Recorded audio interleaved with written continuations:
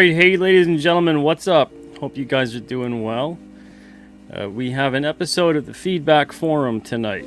I'm your host, Publishing Pete Zametti, and I have a couple things to discuss. Now, you could see from the title of the show, Crowdfunding Deal Breakers.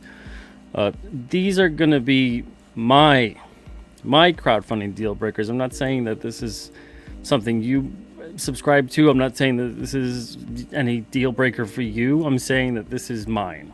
So I want to give that disclaimer first and foremost. Maybe we share similar opinions, maybe we differ. That's perfectly fine. So whether you're watching this live and participating right now, I appreciate it, or you see this later on, let me know what your crowdfunding deal breakers are. Leave a comment, or again, like I said, if you're in the chat, please feel free. So I had tweeted this out earlier today. I said, I'm not backing any more crowdfunding campaigns that don't have at least one finished page on there so I can get an idea of the writing and lettering. Very disappointed lately. All right, this comes off of the back of receiving about maybe 5 or 6 different books in the past month or so. And none of these campaigns had any lettering on any of the finished pages. I want to clarify this too. I do not mean that these campaigns don't have any pages on them. I would never back a campaign that doesn't have any art, any finished pages, any artwork like that. But I gave the writers the benefit of the doubt. I'm not doing that anymore. The stories, the writing, good God. Some of it's so all over the place. The characterization, lacking. The plot development, lacking. Some of these books just felt completely like I was reading the comic book equivalent of a conversation between two people that are just talking about something I have no idea what they're talking about. So it doesn't communicate to me as a backer or a reader in that situation what's even going on. There's just things happening, yeah. But why are they happening? I don't know character motivations. Sometimes I don't even know really character names. Things are just occurring. A couple of these books I reread because I thought maybe I'm just not getting it. And upon further rereadings, I was even more confused. 2 of the books, and I'm not naming any book specifically because it's a problem across the board. 2 of the books specifically, I thought there were pages missing because it seemed like the plot development completely had gone in one direction, and then all of a sudden it was wrapping up. And I'm thinking, I must have skipped something. Pages must be stuck or something must have happened. Nope. And these are books that, I'm spending, whatever, $25, $35, $40, whatever it is after shipping is included. That doesn't upset me so much as spending the time reading it. So I don't know if you guys have any of these same kind of things in terms of you're feeling this way when you've read books, whether they're crowdfunded or not. But as far as I'm concerned, when it comes to a crowdfunded book, if I'm not seeing any writing on sample pages, at least one page, give me one page, just one page even, so I can understand you as a writer. So I can see the lettering. So I can get the tone of the story. If I don't see at least one page, I'm not backing a book. I'm done. On my own campaigns, this is a talking the talk and walking the walk moment. I've got 2 finished pages that are going to go to print. What you see on the campaign is what's going to go to print in the book. I got 2 per book. That's 8 finished pages with 4 finished covers on the King Cryptid campaign. On the Alternate Comics campaigns, before I had pages that were there that you could see with the cover, I'm doing 1 blown up page now so you can get a sense of the writing. Because it's not, if I'm asking this of someone else and I'm not doing it, that's hypocritical. So like I said, these are deal breakers for me. People complain about price or lateness or these other things. I understand everyone's got their own set of things that irk them about crowdfunding or anything really. But this, for me, the book could be 2 or 3 years late. Honestly, the later it is, the better it better be. But the book could be in my hands the next day. I could back it today. I get it the next day. And I'm seeing this trend of the writing is just not as important. Character development is just not as important. I've discussed this several times on this show in particular, the Feedback Forum. And then also I kind of ended Open Mic Wednesday, previously Open Mic Monday, because of the same sort of problems. Where it's just, I see art and I see writing. I don't see a story. I don't see people kind of sharing these things among each other with someone who's going to say, this is nice, this is a good effort. But I don't really know what's going on here. And comics take a lot of time, money, and effort to make. And I'm not going to insult the creators who are doing this, because a lot of them are doing it for the first time. I get it. I'm not asking for anything crazy. I'm literally just saying, please out there, can we have one page that's finished? At Alterna, when there's submissions that come through, and I see all you guys in the chat, and I appreciate you guys being here. I'll get to you guys in 1 minute, I promise. And then I'll open it up eventually. You can come on the show too, with your own crowdfunder or your own crowdfunding deal breakers or whatever it may be.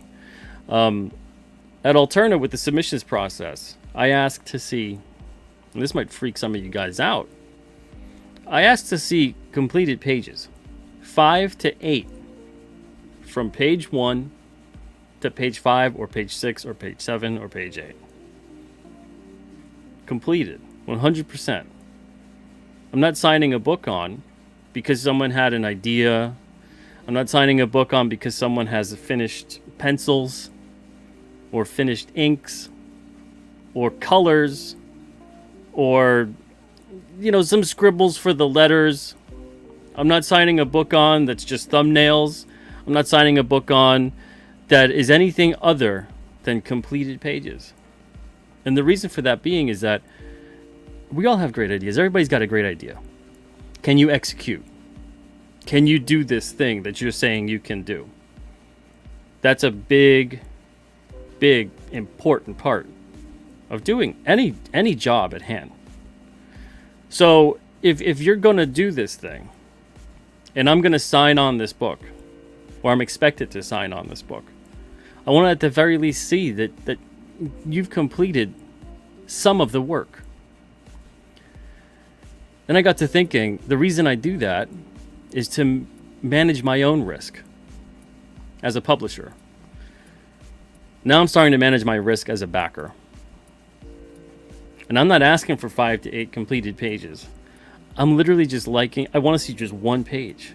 And obviously, every crowdfunding manager out there could be like, yeah, well, screw yourself, Pete. I'm not doing any of that. Okay, I'm not backing, personally, me then, I'm not backing any of those campaigns. It doesn't mean, though, that if a campaign has that, the finished page, the campaign could have all the finished pages ready to go.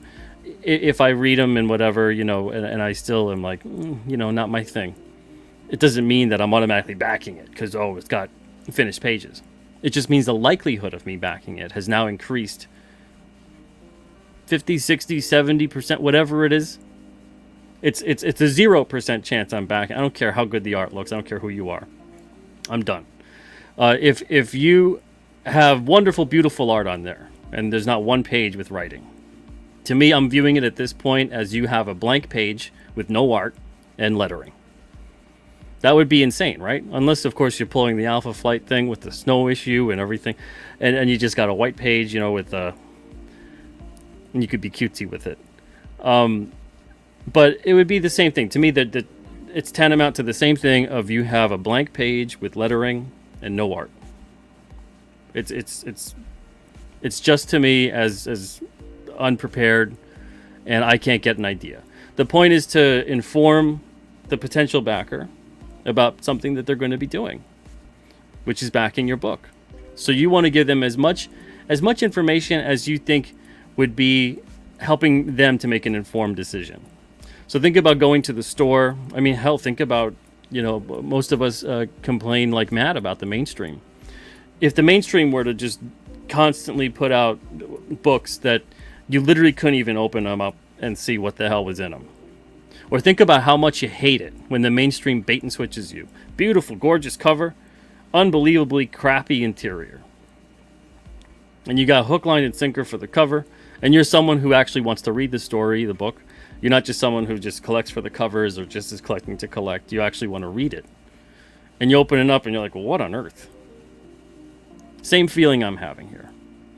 Doesn't have to be woke politics, whatever the hell. Bad writing is bad writing.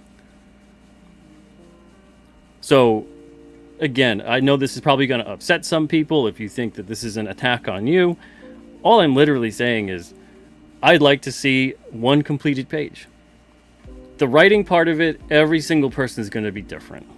But I'd like to have more information. I'd like to make a better decision. When I see a campaign with great art and no writing on it, I can't make a decision. To me, I go, well, I got half of the equation here. Or honestly, it's closer to I've got about 30 to 40% of what's going into this. Because writing, lettering, you could have fantastic art, great writing. Lettering's garbage, ruins the whole thing. For me. Maybe not for you, but for me it does. Or you could have great lettering, great art, awful writing. That stinks too. Or you could have horrible art, great writing, great lettering. All three helps. And I'm not expecting crazy levels of writing here. I'm expecting simple basics in terms of understanding character development, the story progression, and things like that. That's a deeper thing for me. That's a deeper kind of issue. That's not anything that, and that'll take time, and I get that. But as a backer, I'd appreciate being able to make more of an informed decision, seeing at least a page to get a sense and an understanding of your tone, of the way that the lettering is, of the way that the writing will be. I'd like to get at least one page to see that. Maybe you feel completely different. Maybe you don't need that one page. That's fine. I'm saying what I feel. So I'm going to take a look and see what's going on here in the chat. If you guys are like, Pete, you're ridiculous. You're completely off base here. That's fine. It's not going to make me back anyone else's book that doesn't have lettering on a page. But you're entitled to your opinion. You're entitled to even say, none of that matters to me. Hell, I'll back a book on the name of the creator making it. I don't even need to see a page. That's fine too. What you do is what you do. I don't read most mainstream books. Someone had said that, that's a higher standard. They had responded to the tweet and said that's a higher standard than, what is expected from the corporate publishers and things like that. And I said, so our standards now are that's our goal, is to meet the standard of corporate drivel. I don't care about what the corporate publishers are being held to. We've seen what standards the corporate big mainstream publishers are being held to. There's very little standard most of the time on a lot of those books.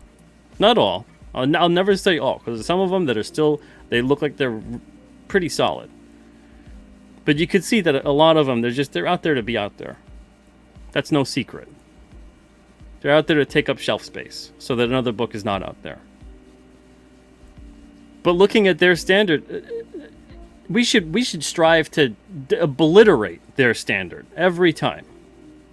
Hold yourself to a higher standard than who you're going to critique. All right. Bretsky the Great, what's up, Bretsky? Says salute to the incoming chat. Salute, Pete. We got Jaded One here as well. Hope you're doing good, Jaded One. We got Volt Cobalt here too. Ara says greetings, Publishing Pete. What's up, you awesome person? Am I still awesome? We'll see. Hail chat and hail Ara. Volt says Pete's coming in hot. Yeah, lukewarm. This isn't me as worked up as you might think. This is me on like a 4 out of 10.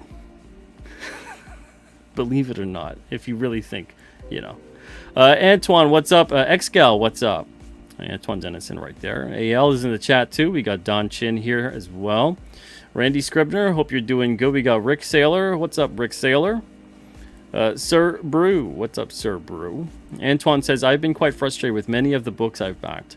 Creators aren't taking the time and effort to produce the best product they're capable of. With the books that I've backed, I can't say to the scope of things, because I'm absolutely positively sure there's good books I've missed. There's good books I've missed. All right, I'm going to say that there's no way that everything I've missed is also bad and whatever. I guarantee I missed at least one. But of the books I've backed, yeah, Antoine, I feel the same way. I feel largely the same way. Let's see. Antoine says Rickist. I don't know what that means. Statistical zero. It says evening Pete, evening chat, evening Stato. Hope you're doing well. Hicks Villain in the chat too. Hope you're doing good. Shane says, Peter, you sound like you're tired of repeating yourself. Well, seems like that to me. I am tired of repeating myself. I find I'm doing that more and more often nowadays in many different aspects of comicdom. That's for damn sure. Yeah. And I don't like to do these kinds of things. It brings me no joy. No joy whatsoever. It doesn't bring me any joy to come on here and say, I'm upset about crowdfunded books. I'm upset about the effort from a lot of indie creators that I'd expect more from. I am upset about comics. It brings me no joy whatsoever. It honestly doesn't. Rick to Antoine says, agreed, there seems to be a thing with indie books thinking they can be subpar. I agree. I unfortunately agree. Vault says, story is very important, just as important as the art. 100%. In some ways, I would honestly say it's like 51-49. In terms of 51%, you know, the scale's tipped a little bit to story as opposed to art. Doesn't mean that art should be slacking. But you could have the best art in the world. And if that story, you're reading that and you're just like, oh my Lord, what is going on here? You put down the book and honestly, the books that I've backed, the art's been solid. That's why I backed them to begin with. I have very little complaints about the art, other than the art at times, because of the story, feels like it's not telling as solid a story as it should tell or could tell. Like there's not enough editing that's occurring. There's not enough of clarity within the story for the artist to tell the story properly or in a better fashion. But in terms of the basics, the fundamentals on the art, I feel these are very solid books. I have almost no complaints. No solid... I'd be nitpicking and splitting hairs. But the writing, I feel like taking every one of the writers and sitting them down and saying, this isn't how you tell a story. You're not telling a story here. You're trying to be more clever than the reader, and it's not working. It's not entertaining. It's not interesting. It doesn't make me want to read the next thing. Your characters, I feel like I could care less what happens to them. Kill them all. Kill them all. Who cares? I don't care about any of these people. I'm not rooting for or against anyone. It's like a slasher movie, you know, in terms of a comic. That's how I feel with a lot of these books. And it breaks my heart. It breaks my heart. Comics mean the world to me. Storytelling like this means the world to me. And I know how much effort and time and everything it takes. And when people come in and it turns into, yeah, I just made this comic. That's how it feels to me. It feels to me like, yeah, I just made this comic. I sat down and I figured, you know, I'll make a comic today. And I know that's not what happened. I know that's not what happened. But when I read it and I have it, that's what it feels like. It feels like you just kind of, you know, oh, shit, I had to do this for 6 months and it's due tomorrow. You know, let me write the report. That's what it feels like. We've all been there. That's what it feels like to me. I don't get the sense of there's planning and there's development, and you were really like, painstakingly editing and re-editing and writing and rewriting and making sure, and you spoke these lines out, and said them out loud, especially the dialogue, and you said the dialogue out loud, and you kind of acted it out, and you got a voice going for certain characters and how they would talk and approach and how they would think about interacting in a moment, and why certain things happen. They didn't happen because I said so. They happened because the previous thing has made these events now happen. I don't get the sense of any of that. I get the sense of it's literally just I gotta fill the page with lettering and writing, don't I? And again, I know that's not the thought process that went down. I know that there's been time and effort and care on some degree. But again, as a reader, reading it, it feels like none of that was there. I hate saying that. Xgal says, and don't think that I've never felt that way either about books that have come through at Alterna. There's been more books at Alterna that I have had to edit and slightly rewrite 40 to 50% of the book for free because I didn't want the reader getting a shit book. More books than I care to name. Xgal says, to Ara, doing well. So this isn't just crowdfunding books and, nothing else. Shane talking to Ara, there we go. Eric says, great to see you, Pete. Good evening, all. Good evening, Eric. Hope you're doing good. We got Jaded One here, says, I've seen a lot of crowdfunding books with no pages even posted or just promo art. I've seen that too. That's a whole other thing to me. Or like when it's just like 5 covers. Not one interior page. I mean, sometimes the campaigns do well, and sometimes they don't. Either way, I'm not backing them. That boggles my mind. When there isn't even like an interior page. Not even a work in progress of it. There's just no interior page. Okay. Again, I'm sure people will back. For some creators that have been proven, more or less, I'm sure that they'll back a project just based on the fact that this is a creator whose previous work I like. I don't even need to see this. I'm going to back it. And, more power to you. But I'm not backing it. I don't care if it's, some of my favorite writers of all time. So we'll say like Chris Claremont, John Byrne, Chuck Dixon, the list goes on. I don't care if they put up a crowdfunder. And I still want to see. I still want to see one page, at least one page, so I can get an idea of the story. And I don't mean one finished, 100% finished page. Art, lettering, everything.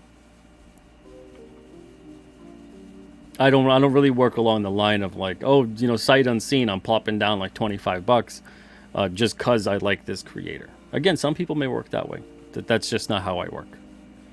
Let's see. AL says, at this point, I only back the people I trust. Let's see. Sark says, greets Pete in chat. What's up, Sark? Statistical Zero says, like I said before, give them a reason to choose your stuff over everything else out there.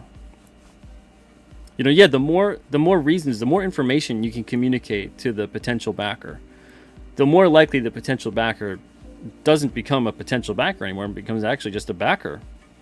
And for me, like I said, this is my biggest criteria. I let writers have a pass before. I let writers have a pass, and I just said, I trust in their capabilities. One of the books, it drove me nuts. It wasn't that bad of a story, but I didn't back it for why it was a total bait and switch is how I felt. I didn't back it for the reason that they ended up telling this story. It had a very descriptive title, and I expected it to live up to the title, right? And some of the art that I had seen. And yet, I put the book down at the end of it, and I'm thinking, outside of like the 3 or 4 pages maybe in the beginning, there, none of this book lived up to the title whatsoever. It told like a whole other completely different story for the rest of the book. I think it was maybe around like 60, 70, 80 pages, one of those books, you know. So there's a good amount of story in there to tell. And the sole reason I backed it was based on the title and the art, because there was no writing. There's no preview pages with writing. If I had seen preview pages with writing, I would have saw that the pacing on that page would have indicated to me, don't back this book. It's not going to be the thing you think it's going to be. And again, I don't want to call any books out specifically. It doesn't do anybody good other than, you know, making creators upset about something that, who cares what I think, to be honest. To be honest, who cares honestly at the end of the day what I really think about things like that, because it doesn't change anything that's occurred. And I can tell from the way that the book is made and the way that the story is going and things, they have another plan for it. So it just didn't appeal to me. There wasn't anything that I feel the need that was so atrocious I need to tell the creator, hey, what was, you know, to me it's just like, lesson learned. Don't back books anymore when you don't have any of the writing on that campaign to see. That's it. It was lesson for me. Because some people obviously are going to really enjoy these books. And they'll continue to back them. And they probably showered the creator with praise and everything, and that's fine. You know, but for me, that's more like lesson learned. Don't back books anymore that don't have the writing up on there, that don't have lettering. Samuel Webb says, while I personally felt I guess I got screwed quite a few things. I screwed quite a few things up with my campaign. I did make sure to have 5 pages of art to give a feel what they were buying. Well, that's what I'm talking about with your campaign. So you can correct me if I'm wrong, but I've seen a bunch of campaigns. Most campaigns have finished pages with art on there. Hardly any have at least 1 page with writing, with the lettering, so you can see the story. And that's what I'm talking about, is that I'm not giving the writers a pass anymore. I want to see the writing. I don't care how good the art is. I don't care who you are. Personally, for me, I'm not backing any more projects. I don't care if it could be Rob Geronimo or something. It could be someone that like I'm friendly with, I'm close with, I know how they are, I know how their writing is. I don't care. If I'm not seeing a page on there with writing, I'm not backing it. That's just how it is. So Sam, I don't know if that's what I'm kind of talking about though, in a way, is that if you just had art on your campaign, you didn't have at least 1 page with lettering, you know, writing, then I wouldn't have backed that campaign either at this point. It's nothing personal. This is across the board. I gotta hedge my bets as far as being a backer goes. I sit down, I'm dedicating, it's about maybe 5 or 6 books. And I'm sitting down, like, you know, and that's another crazy thing. One book was like 60 pages or something, and I read that in like 10 minutes. 10 minutes. That shouldn't happen. I shouldn't read 60 pages in 10 minutes. What's going on? I think there was an average of like 4 balloons, you know, lettering per page. It's just like boom, boom, just flying through it, just flying. I reread it. I read it twice in less than 20 minutes because I had thought maybe I need to soak it in more. Maybe I need to spend more time with it. Maybe I read it too fast. So when I'm sitting there and I'm spending an hour or two, and I'm reading comics to get away from frustrations of the day, and then they compound and they add more frustration. Oh, yeah. And I'm aware as a publisher, as a creator myself, as someone who's got a campaign going on right now, if there are shortcomings on the things that I'm creating, I mean, I've heard them. I've heard about them. I'm not a stranger to getting feedback or criticism for either myself or a book I might be publishing. I welcome any and all feedback. But the thing is that I look at that and I try to grow and not make the same kind of mistake, of course. But I want you guys to know that when it's a book like, especially King Cryptid, when it's a book like that, my lord, I am doing more rewriting mentally and then a little bit on the page before that thing gets finished and goes to you. I want to make sure it's descriptive, it communicates efficiently to the reader about what's going on, it adds something to the story. I want to make sure that even something like power set of these characters and what they're capable of is explained within the story, so that you don't have to catch, like, you don't have to be confused and sit there and you know, try to maybe see a live stream and go, wait, how is he able to do that? Like, he just did that, but why? How could he do that, but then he didn't do that? So, you know, at the time it might feel like, oh, there's some elements that are being over explained maybe to you, but that's to provide clarity to the reader. That's what a lot of the older comics that most of us say that we love so much, that's what they did. It was a constant state of making sure the reader, no pun intended, was on the same page as the creative team at all times, and making sure that they were constantly informed of the motives, of the potential ramifications for certain things, and of the reason as to why something was occurring. And if that kind of stuff, that clarity wasn't there, I mean, readers kind of gave it to them when that didn't happen. And it's not like it didn't happen, but a lot of the times it'll feel like, oh, it's a lot of, you know, there's a lot to read here in a comic. Compare a comic from, you know, 1978 to 1982, let's say, just a random era, compared to now. It'll probably take you a couple hours, maybe even you have to revisit it the next day because it's so full of story. Compared to now, you fly through it, boom, 10, 15 minutes, you're done. Like, that's because it was a whole, fully fleshed out, every single thing. And that's why we ended up knowing so much about these characters. That's why we ended up feeling so connected to these characters, is because we spent so much time. We were communicated various things within the story about these characters, their motivations, their histories, their internal monologue, their thoughts. You knew so much about these characters. They were almost like living, breathing, real things, real people. As opposed to just, yeah, they're going through the motions on the page and they're just done.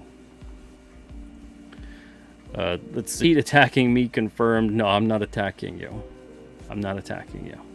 Samuel says, though I do wish in hindsight that I had lettering on those. Okay, yeah. So I wish I had read that a little bit before that. But yeah, you know, just, and it doesn't need to be, for me anyway, again, this is my personal preference. I don't need to see every single page lettered. That's great if you could do that. But when it comes to a crowdfunder, I want to just see one page. I just want to get an idea of the writer. The writers are getting lost in this. The story is getting lost. Everything is just, you know, a lot of sizzle and not much steak. The art to me is the sizzle. It's like, whoo, look at that, you know, impressive, flashy. But the steak is the story. That's what you're chewing on for days afterwards. That's what sticks with you, is what those characters did. What happened in that plot. At least for me, anyway. JD1 says their standards are pretty low now, yet talking about mainstream corporate publishers. Jackson Zelda says, I'm curious if everyone has heard about Legends of Log campaign. I've not seen much buzz about it. Yeah, that, to be perfectly honest, I wasn't informed about that. Not a fan of that, what happened with that. Not pleased about that. I'm publishing a book and I don't even get informed about a campaign launching.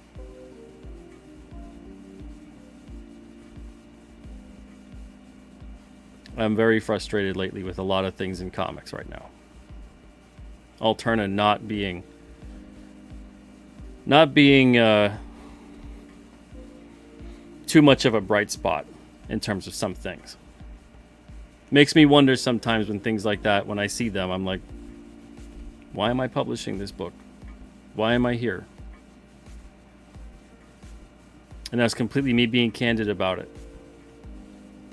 But yeah. It communicates to me, I mean, hell, I got it spelled out for me, that it's not an alternate campaign. It's not related to you. I'm doing my thing. Okay.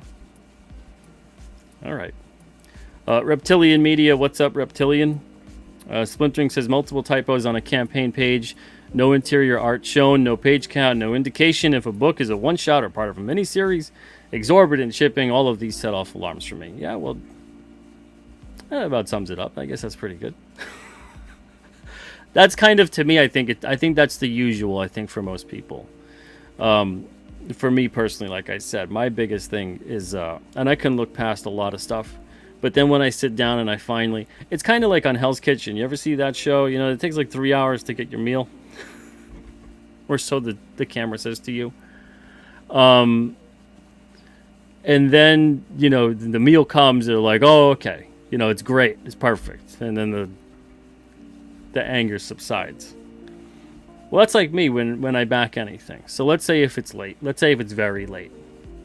Or it was kind of costly or whatever. If it was too costly for me and I didn't think the value was intrinsic with everything else I'm getting, I wouldn't have backed it. So obviously I felt like, okay, I think that's worth it. I'll go for it. But then when, you know, it sits there and it arrives and I read through it and I'm looking forward to it and I'm like, what is going on here? That's when it really irks me. Aura says I'm on fire tonight. I don't know. Possibly. Is it hot or is it just me? Aura says, although my first campaign wasn't a comic, I feel like I made a lot of the mistakes Pete is talking about. Well, the more information you can provide to the potential backer, the better. I know there's a lot of people that, you know, don't think that that's necessarily the case. You got to be kind of coy with it or whatever it may be. Especially if it's your first couple of campaigns, if you're not a proven creator, even a proven campaign manager, you know, you really do have to make sure you're the one extending that hand out first, and that you're letting people know what's what, because you don't expect people to meet you halfway. You should expect to meet them the entire way. Go to them.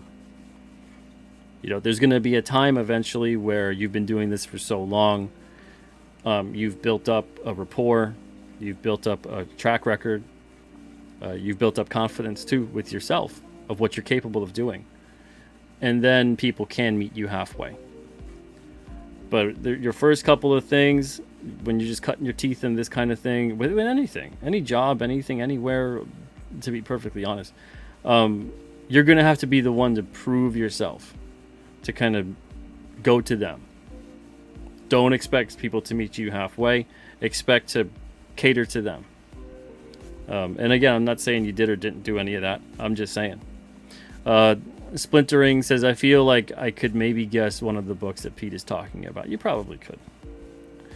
Hicks Villain says, seen one campaign from a newbie with no sequentials, but then they posted a few pages on their Twitter. The lettering, oof, glad I didn't back. I don't even want to get into that. From like a year ago, I had backed the campaign. I should have known then. A year ago, I had backed the campaign. I got the book. Again, the art seemed pretty good to me. The story sounded interesting. The lettering was horrible. Horrible. Ruined the whole thing for me. I should have thought right then and there, I'm not backing any more books until I see at least one page with lettering and writing. But I obviously didn't hit my breaking point at that point yet. I've hit it now. I have more than hit it now. Oh, goodness gracious. Especially when, you know, I'm sitting there, I'm looking forward to a bunch of these books, and then a big stinkeroonie. Vault says a lot of comic creators need a good editor. Everything from dialogue, grammar, and pacing are common issues, sadly. The thing is also, though, is good editors are tough to find. Good editors are tough to find because even someone who... I've seen people that praise the editor that they have and thinking that they have like the best editor. And I'm like, man, they should have tore you a new one. I read that and I'm thinking like, this, the other, like... But you really like your editor. You know, so it's one of those things where I'm just, okay. So yeah, finding a good editor is really tough. And there's a lot of people out there that I've seen them with, recently on a campaign. It got finished up and the person was like, I want you to read it, you know, but I want you to read it. Let me know your thoughts, but just know that it's already done.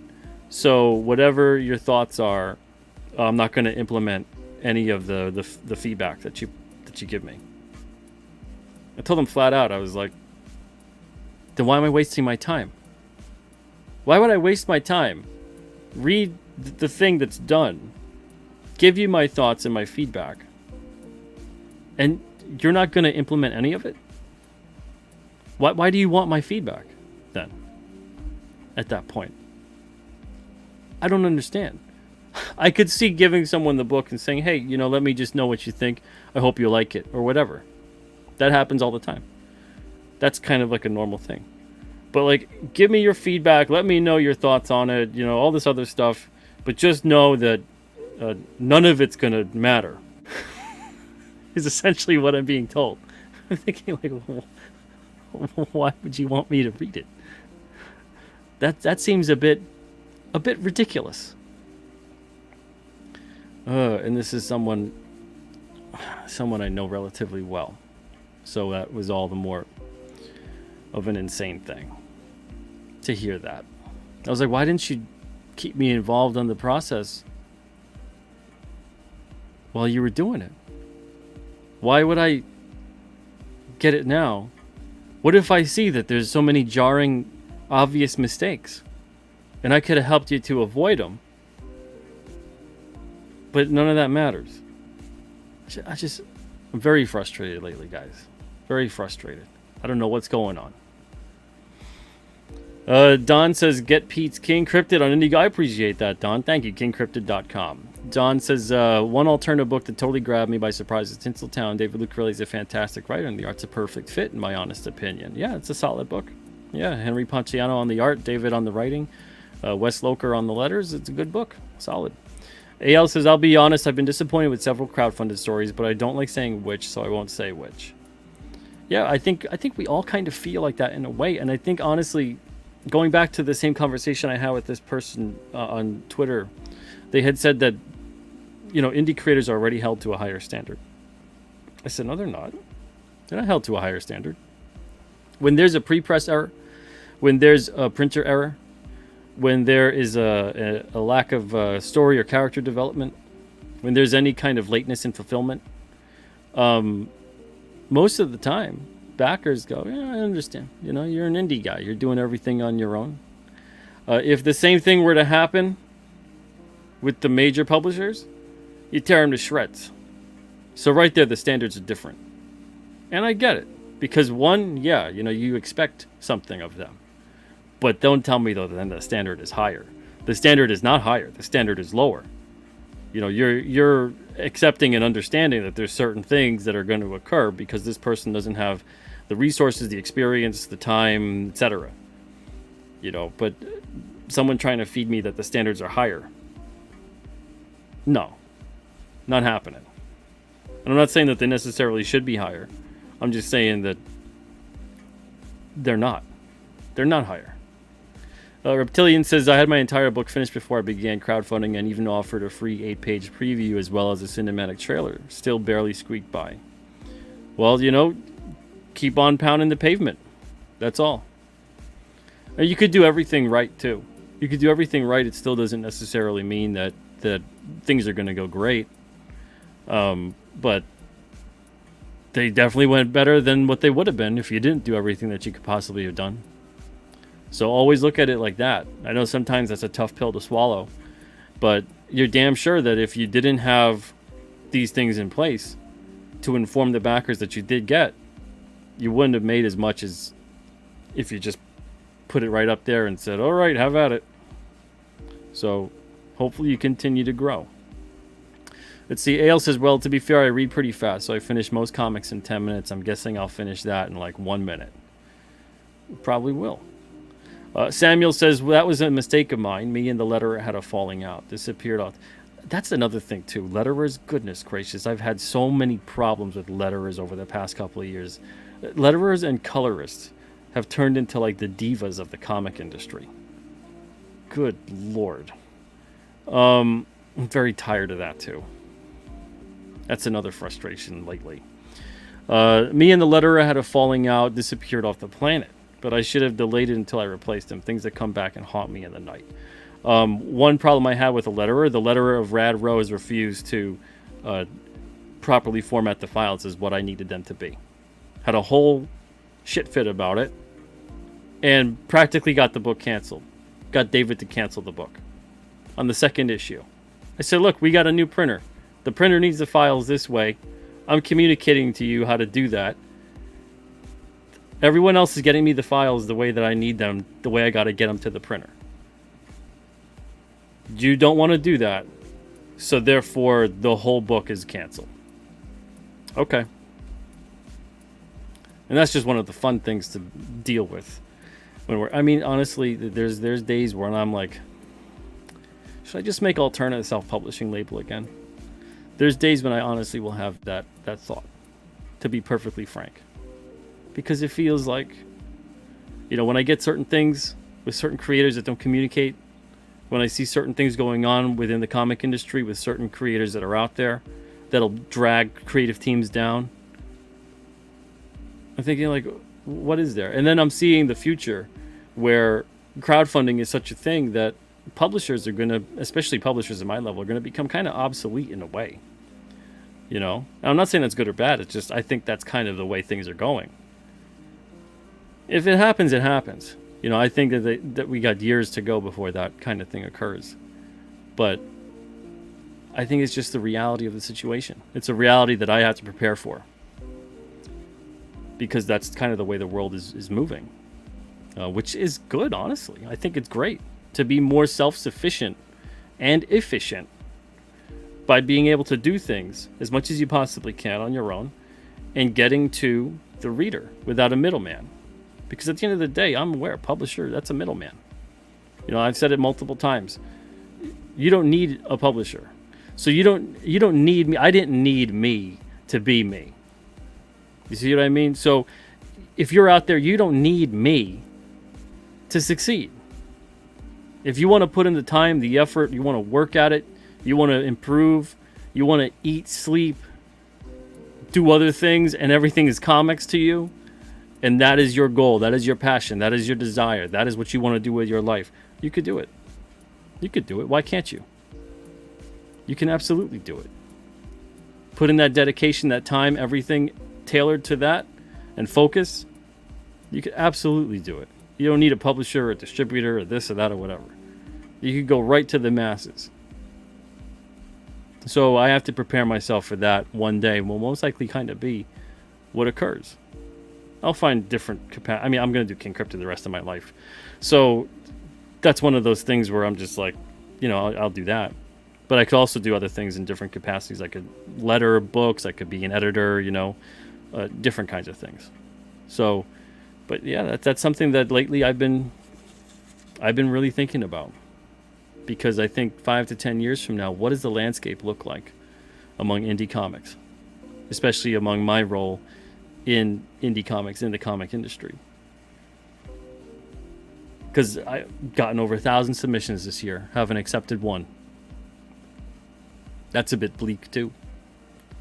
That it's people rushing into things. People aren't taking the time to learn their craft. They're not taking the time to properly develop.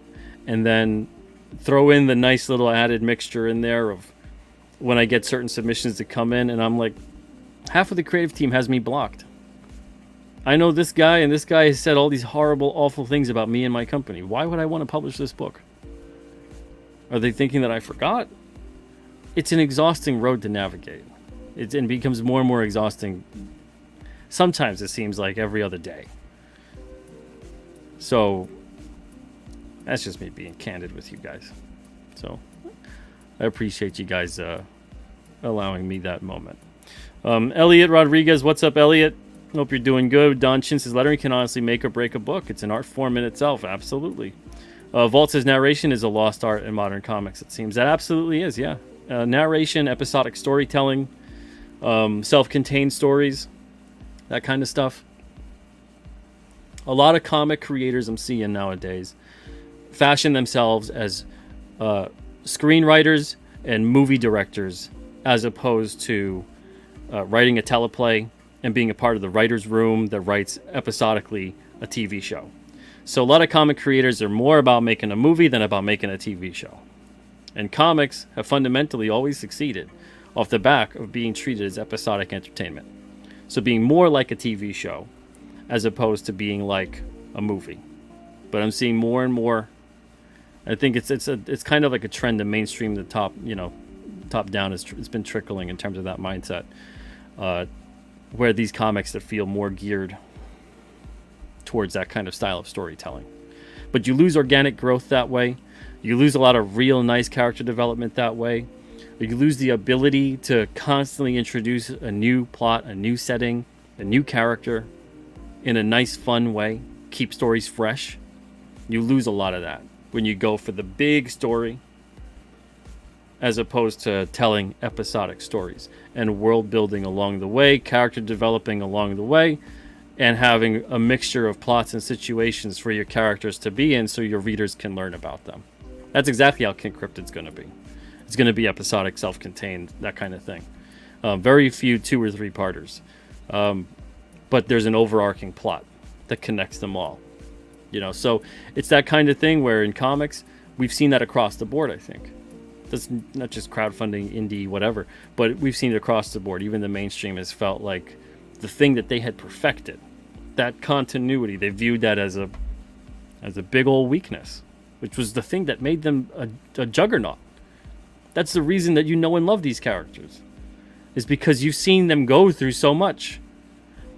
So once that kind of starts stagnating, is it any surprise all of a sudden they lose their sparkle? They lose what makes them special and unique and interesting? I don't think that's surprising at all.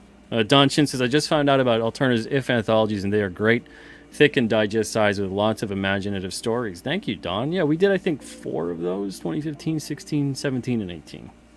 So we had the sci-fi in 15, superhero in 16, crime in 17, and horror in 2018. Statos says, I have all 4 of those. Oh, fantastic. Aloise says, is there trouble between you and Legends of Log guys? I don't know. There'd have to be communication for there to be trouble. And I'll leave it at that. Sci-Fi for Me TV says, that's fine for a comic book. What about a magazine?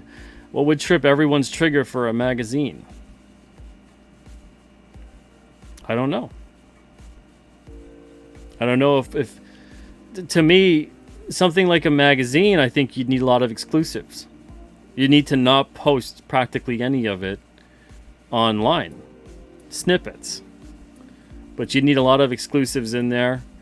If it's a comic related, pop culture related, whatever related comic, a magazine, maybe even just an exclusive couple of pages of some kind of a story or whatever. Really great cover art. I'm thinking of all the great magazines I've loved over the years. Even comic related, I'm thinking of like Wizard. I would honestly advise against it at this point in time. Making a full-fledged magazine, I would say more about maybe making some kind of the website, and then if you want to produce some kind of a physical booklet or even like a comic book style magazine that was the size of a comic or something like that. Depends who you're gearing it to and where you're gearing it towards. If you're actually going to put it on the newsstand market, all that kind of stuff depends. You got to get a BiPAD number. You got to get all of that kind of stuff. So there's a lot of different stuff. A lot of different things you got to do. Adam Warlock says, Pete doesn't have time to have beef with anyone. The only beef he has time for He's the kind that goes on top of a pizza. Hey. Don Chin says, Adam, does Pete like beef on his pizza? Ground beef doesn't sound bad, but not steak or shredded. King Leak of Rock Hard Comics says, I'd recommend Red Valkyrie as editors. Rick Joseph, what's up? Says, editors are more than just proofreaders. 100%. 100%. I can't tell you how many people think an editor is literally just, make sure that I don't have any typos in there. Make sure I got, the comma where it's got to be. That's like saying that the accumulation of what a dentist does is just brush your teeth. Yeah, I can't tell you how much people are like, oh yeah, let me show you the thing, and look at it with your great editing eye. But just be aware, whatever you say, I'm not using any of it. I'm like, then why am I analyzing it? Why am I gonna put on my editor hat among all the other hats I wear? I should actually do an editor hat. I got patches. I should put like editor, writer, artist, and I can actually put on my editor's hat. Why would I do that? Get in that mind frame, spend that time, and then all the while knowing that it's gonna just, oh, okay, that's nice. Thanks, Pete. I mean, I got things to do. Goodness gracious, I'd rather do this kind of a thing. Spend some time with you guys. We're coming upon the 1 hour mark. I'm going to put the link in there in the chat if you want to join the show and talk to me about your crowdfunding deal breakers experiences, whatever it may be. But I don't understand that mindset. I would never do that to somebody and say, please, read my story. Take the time of editing it for me, essentially, for free. And just be aware, though, I'm not using a damn thing of what you say. Okay. Very strange. Vault says feedback is important so you can make changes, not ignore them. It's a precious resource to at least consider. 100%. Especially when you're. I mean, we're all learning all the time. So I don't care if you've been doing this for 20 years, or you've been doing it for 20 days or 20 minutes. We're all learning. But definitely when you're starting out. Pay attention and try to get as much feedback as you possibly can. It's one thing when you've been doing something for 20 years or you're doing something a certain way. I get it, It's the old dogs and new tricks kind of thing. I get it. But when you're just starting out, I don't know how you can go into anything when you're just starting off and say, I know everything there is to know. I'm above feedback and critique. You don't know anything. You're starting. You should be a sponge, a human sponge. Picture that grotesque visual. And all the knowledge around you is getting absorbed into your little sponge-like pores. That's how you should be. Don't do this, oh, you know everything there is to know. Which happens a lot more often than you'd think. Dr. Mask says, I used to be in tech support and people used to buy laptops, PCs, and then ask how they did. What do you want me to tell you now? Deed is done. Exactly. Reptilian says, a friend of mine is constantly asking for my feedback on his screenplays. We've been friends for years. And he's never implemented any of my notes. He just wants praise. That's usually how it is. I learned that quickly as a publisher when I would get submissions. They want critiques. I want to improve. I want critiques, I'd say maybe like 20% of the people who wanted a critique actually wanted a critique. Most of them, when they got a critique, no matter how nice it was, no matter how barely a critique it was, got so offended. I got several death threats over the years from critiques on submissions. You better hope I never see you at a convention. You should walk with somebody to the parking lot because you don't want me to be over there. Like crazy shit. Because they submitted and you didn't shower them with praise. And they lose it. They lose their ever-loving minds. If anything, I view that as, especially if I'm submitting to someone, if they have a critique for me, it could be horrible. All it does is steer you in the right direction, either to avoid that publisher, or maybe they actually had something good to say to you, and you can implement that critique and improve upon your work. But the unhinged responses over the years, I completely shut down with giving critiques. I was like, I don't need any of that crap. So when it turns into a submission, and it's someone who's almost there, then I'll give a critique. Oh, you just touch up the lettering. Think about the line weights on the inks. Consider a different color palette because your color theory is a little off. You got too many things clashing. That kind of thing. When it's very minimal, what I view as minimal anyway. Before I used to write like a whole page back and give like a breakdown of the character, the story, the writing, everything else, and say, I think, I'm this is how I feel about what I'm reading right now. I'm lost as to the character motivation here. You've sent in 8 pages, and not one time did you mention a character name, which I think is a little excessive. You make sure that you mention those character names so people know who the hell they're reading about. Completely unhinged responses. I honestly think that's how I built up a lot of people who ended up becoming so pissed off at me over the years. Think about 8 to 10,000 submissions a year. I may be accepting 2 or 3. That's a lot of submissions getting rejected. That's a lot of people that don't like you so much. Stato says, if you think Pete's a tough editor, you should hire Timey Tim. It scares the crap out of Geronimo for a reason.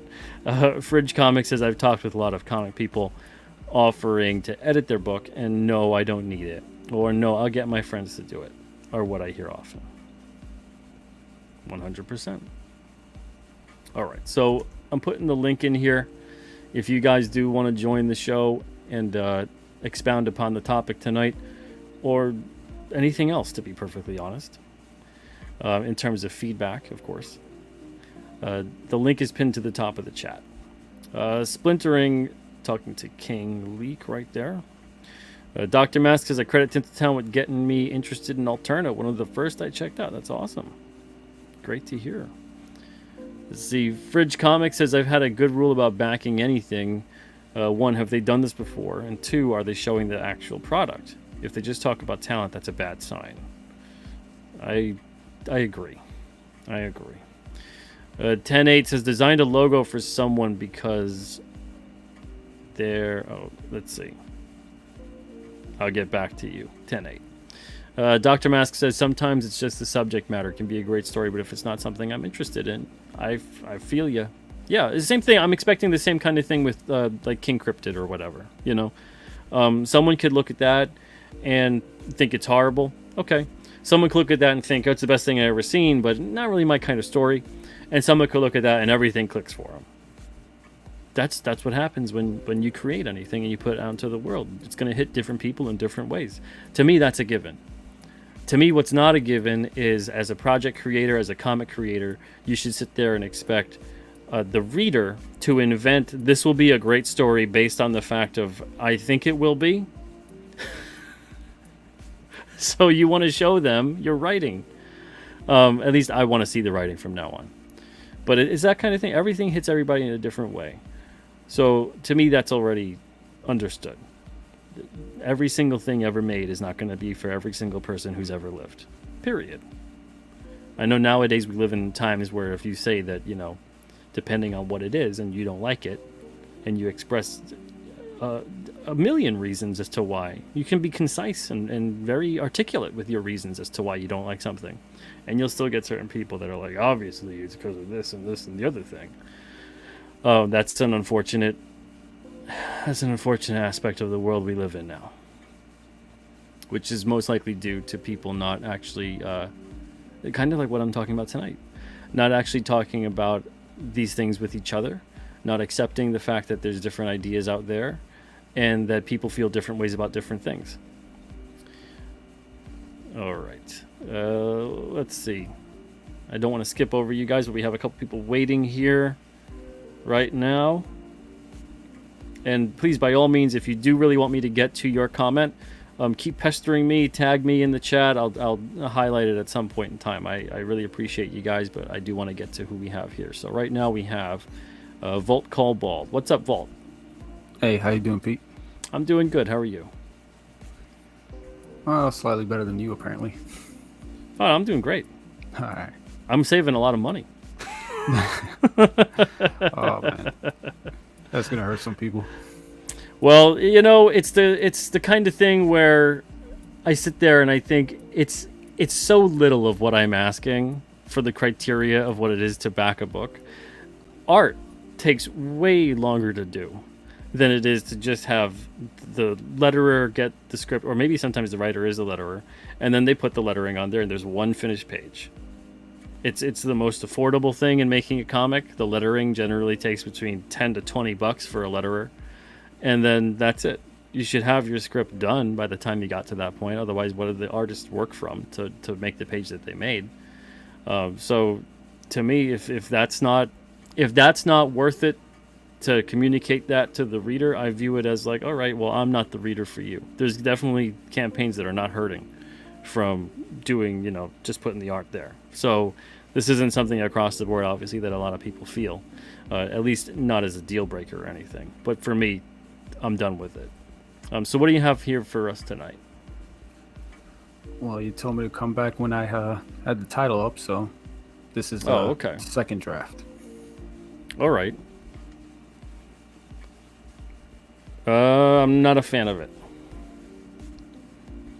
Can you be more specific? Because I kind of said the same thing to my editor. So, like I said, second draft, third one's in the process. Yeah, I'm not a fan of the font, and I think that the placement needs to be shrunk and to the left side, so it's not competing so much with the image, and that it's more kind of in the same flow of the image.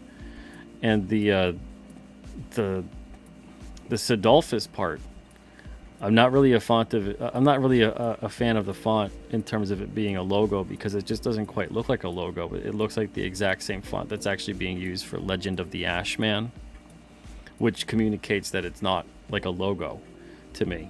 It would need to kind of stand out on its own and be separate, and more like Legend of the Ashman should be a more simplified kind of font, maybe like a sans serif kind of a thing. And then the color scheme is kind of getting lost with it. So what were your critiques on it to your editor? Well, actually, if you give me a moment to share another screen. Sure. Get rid of this one. I mean, the art's great. We said that last week, right? It's the same piece, yes. right? Yeah, I'm grateful for that. At least I did something right. Yeah, the art's really nice. Okay, so this was the second draft.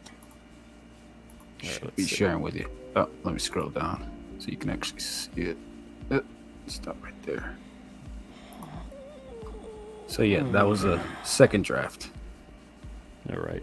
So is that more in the position you thought it would be good? I mean, if they want to put the logo there in the left, I'd probably put the logo on the bottom right and switch the Sidolphus still to the left, but it's more readable now, but it still, to me, has the same problems. It still has the same problems with the font. And then also now it's closer together, so it almost looks like Udolphus. Yeah, that's why you saw the third draft. It looked like a U to me as well, so I'm like, you gotta at least split that up. Yeah, I think it's intrinsically a problem with the font. I don't think it necessarily has so much to do with. I mean, obviously you don't want them touching the way that they're touching at that point, but I would really switch the font up. Yeah, my next day off when I'm not working, I'm gonna go with my editor and we're just gonna go through like 300 fonts until we get one that works. Yeah, and think about manipulation of the font too. Sometimes you have to do that for logos, and think about also the fact that you might want to provide some kind of color separation and depth of field with the logo against the art. Put some kind of backdrop, whether you're either making it, I don't want to say use a drop shadow, you could, but you could also just go and just kind of drag the logo out and create a block shadow out of it, to kind of offset from the background. But you get a really busy piece of art. It's beautiful, it's great, but the logo is almost too busy because of so much that's going on. This looks like a logo that was kind of like you're not really married to it. This isn't something that someone really designed and took time with. I could be wrong, but that's kind of what it looks like. This logo it's for my next project. It's kind of just a placeholder. I was going to use the classical logo that's for my comics company, which is Crypta, and yeah, that one's a little different. I'll probably share that with you and you can give me your take on that. Yeah, because the company logo looks good. Let's see. Fridge says the lettering needs to be a color that stands out from the image. Yeah, absolutely.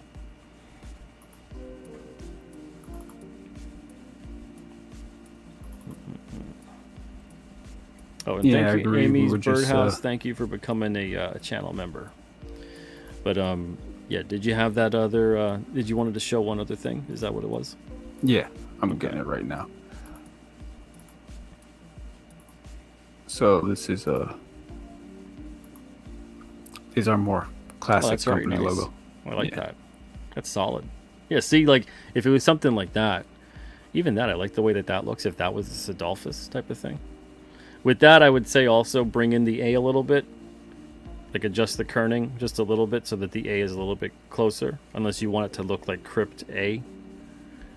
But if you want it to look a little bit more like a tightened word, bring in the A a little bit and adjust that kerning slightly. So if that one was on the cover and it was on the right and Sidolphus was on the left, and obviously with different font and everything, then that'd be solid. Yeah, I think so. Yeah, Jasper, yeah, same thing. Yeah, kerning between the T and the A. 10.8 says busy art, simple logo, and text. Yeah. Well, that's the thing is you want to use as memorable and as clear as a logo as you can. So this way you can use it in as many ways, shape, and form as you want. But I think if you get something more along the lines of what you kind of have here on this company logo, because this is nice. This is a solid looking logo, and you get that and kind of extrapolate the way that this looks. Really easy, clear, and simple to read. It's memorable. It's distinct, and turn that into the logo for Sidolphus. I think you'll have a lot more success with that. Well, in that case, I might have to get the person who made this logo to work on the logo for Sidolphus then. Yeah, you might have to. Like, this is pretty solid. Like I said, the only thing I would do is adjust the spacing between the T and the A. But other than that, it's good looking. It's nice. Well, that solves a lot of problems. I appreciate it, Pete. Yeah, no problem. All right, so is that all for tonight? Yeah, because all I got left is just, well, the rough draft of the whole book, and I don't think I want to show that. Okay, yeah, that's okay. All right, well, thank you, Vault Cobalt, for stopping by, and best of luck with figuring out that logo stuff, because I know it's nerve-wracking with the logo. You know, you're kind of saying this represents my book in every way, shape, and form as just this one piece of written art in a way, and it could take a while to really figure out, you know, what exactly works great. But best of luck to you with it. As always, I appreciate it, Pete, and unlike some people, I will take your feedback into consideration. Well, thank you. I appreciate that. Look at that. Asking for advice and then saying, yeah, I'll take that into consideration. What a concept. So radical might just work. Absolutely. Well, take it easy, man. Hope you have a great night. Thanks. Have a nice night. You too. All right. Up next, we have Antoine Dennison. What's up, Antoine? Hey, Pete, how are you tonight? I'm doing good. How are you? Oh, living the dream. Just cooking a couple burgers, listening to the stream. Sounds good. What time is it by you? Right now it's 8:15 here in Colorado. Oh, okay. All right, that's not too So bad. it's, was it 10:15 there? Yeah, Thereabouts? yeah. So, what are your thoughts tonight? Well, you hit it on the nose, and one of the things that I see, just looking at some of the books, it's like I say, okay, look, the quality art is fine, the production values are fine, but there are some structural things in terms of storytelling, pacing, narrative arcs. It was baffling me, but I talked to a couple of guys and I kind of get a feel for the way that they worked.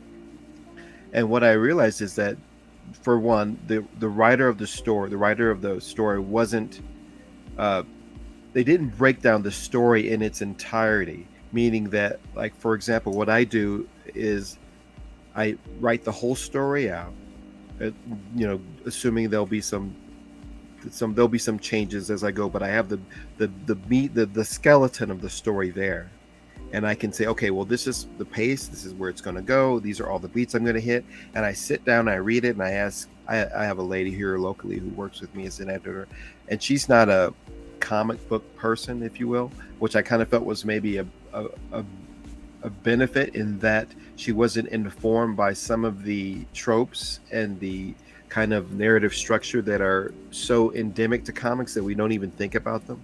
So she asked me questions about things that maybe I would have, from a comic book reader, might not have questioned. And I think that was good because I really, not that I wanted to water it down, but I didn't want the book to read as though it was something that was for those who were already indoctrinated with the form, with the medium. I wanted it to read as a story first and foremost that anyone could pick up, and whether they liked it or not, they would be able to understand it and be able to follow it from beginning to end. And one of the things I realized, I talked to one fellow who's a writer, and he blew my mind with this. He says, well, he's got to cram more panels into a page because he only has so much of a budget. And so what that did was he had all these pages with, in my opinion, was an excessive amount of panels where he had beats in the story that really needed to be, let's say, a splash page, but he couldn't do a splash because he had to get so much story packed in there. So what he was doing was he was forcing his artist to he was restricting, well, how do I say it? He was doing what was in the best interest of his budget. And I'm not saying that's necessarily wrong, but he was doing what was in the best interest of his budget at the expense of the narrative flow of the story. Yeah. And I was just like, and I go, oh, I said, why? Because I said, what? I said, I like what you did here mostly, but I said, some of these, I said, there were way too many 9 panel pages where really you needed to kind of have this 11 particular panel. Wow. Yeah, just kind of talking heads, and rarely where you have the text kind of going over the drawing. And I'm like, and I saw that sounds like editing is needed. Yeah, well, that was the limit. It's just like he was aware of it, but I'm like, well, I said, well, why'd you do that? He said, well, I couldn't afford to, because if he wanted to do the story the way it would have best served the story, it would have been an additional 20 pages, and he didn't have the budget. I don't know what the answer is there, but it's one of those things where it's just like, okay, so you're doing a story that is, maybe you have a better idea, because I was like, so he's doing a story he's hurting his own story by compressing it, but he can't afford to do it the way he wants to do it. And I'm like, that is a tough position. And I'm being an artist, I don't have to deal with those kinds of, I always say, oh, maybe I need to add a double page spread here to really emphasize, to establish the new scene. And I just decided to do it. And the question for me is whether I have the patience to do it, or whether I'm being lazy. But for someone who's paying, I'm like, oh, he has these other choices, and I don't know what the answer is, but I just I lament that, because I feel like this guy gave me something. The answer with that would be that you're gonna get more. It's gonna be cliche. You're gonna get more with less. So he has to edit, is what that basically is. Because if you're telling me that what he's doing, it's not what he's doing is sacrificing art and pages and story and plot. That's key character development moments. That they're key moments within the story that show certain things occurring. But it's more about 11, because in 11 panels you're just going to literally have this kind of talking head conversation thing going on. Mm-hmm. At that point in time, that is the writer's ego overstepping on their own story.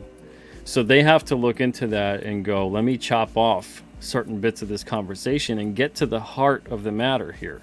Because you can still get the same information, the same point across with maybe like 5 or 6 panels instead of 11, 12, 13 or whatever it is. And you don't have any of the art there to kind of tell that story. So if you end up having this whole thing with this page in terms of, let's say it's a page where there's 2 people and they're arguing over a point, and that's the whole page. You could tell that in such a way where, you could tell that even silently, depending on how good the artist is, because it all hinges on the artist with that. where they're just kind of saying the minimal amount and kind of giving the stare down. A certain character silhouetted, you got an accent background with the color, so then that tells you the mood being conveyed, and there's something where then someone either storms off or whatever has occurred. That could be the way you paint an argument. Or you could paint that argument instead of 5 or 6 panels. You could paint that argument over 11 or 12 panels where everyone is just talking the whole time. It's just their head and just lettering crammed into the page, and it's just they're doing their point the whole time, and it looks like you're reading the world's most intense but yet boring Twitter conversation. Yeah. That's not a comic. You know, it's like, to me, yes, it's a comic book, but that isn't making the most out of what you're doing on a page when you're creating a comic. So that to me says that that person needs editing. That person needs to own up to the fact that they are sacrificing the story, the artwork, and the flow of the narrative over them wanting to get their desires out to have their wonderful writing fill the page. Yeah, so you're absolutely right. Yeah, because like I said, he this particular gentleman had written it in long form prose, and he was translating that into. That's a exactly comic. what that sounds like. Yeah, and I think he was really invested in kind of all these narrative arcs and all these subtexts. And I'm like, you know, this is, and it was just a pain to read through, because it was a comic in name only. It wasn't. He did not. His artist was a tool. It wasn't a collaborative process where he allowed the artist, the images, to tell part of the story. They were just kind of like, this figure's standing here, then this figure's standing there, then this person walks into the room, and he had all these choreographic things. And the artist, who really was a quality, talented guy, was not being used to best effect, because he was just posing figures in a room, and it was just depressing, because I'm like, you know, I don't want to look at this twice. It's essentially like to give a sports analogy, it's kind of like saying that you have the greatest pitcher in the world and you want them to play goalie in the NHL. It's like, that's making the worst possible thing you could do out of this tremendous talent. You want to make sure you're playing everybody to their position, to their strengths. You want to make sure that if you hire an artist, that you're utilizing their strengths. This, like when you hire someone, I know we say it all the time in comics about, you know, when you're doing something, you want to, you know, make sure you go outside your comfort zone and all these other things to grow. That's before you get hired for a project, or as you're working out something in between projects. The time to try to, you know, get outside of your comfort zone is not during the storytelling and narrative process of creating that story. That's when you stay the hell in your comfort zone. If you can't draw a certain angle, if you can't draw a certain thing, don't try to torture yourself into drawing that thing just because you're like, I need to push myself right now. No, the time for pushing yourself is in between issues, in between projects. You got to make everything look good. You got to make that book, that panel, that page sing right now.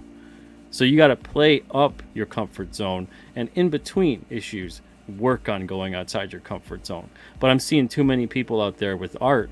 If that's the biggest complaint I have to have about art, I'm seeing a lot of different people that are pushing themselves and torturing a page and a panel to death because they're thinking like, oh, I really got to mix it up right now, you know, and draw this different crazy angle that I've never drawn before. And all it does is it makes the page look like shit. Like, you don't need to make the page look like that. You could do something very solid and that speaks to the story and plays within what you're used to drawing, and then in between those issues work on that crazy angle that you want to do something to mix things up, and then give them that on the next issue when you're really set with that. And then now that crazy new angle becomes a part of your comfort zone. But it's that kind of thing, the time to grow and all these other experimentation on the page, that I hate people that are like, oh, you got to make sure you mix it all up.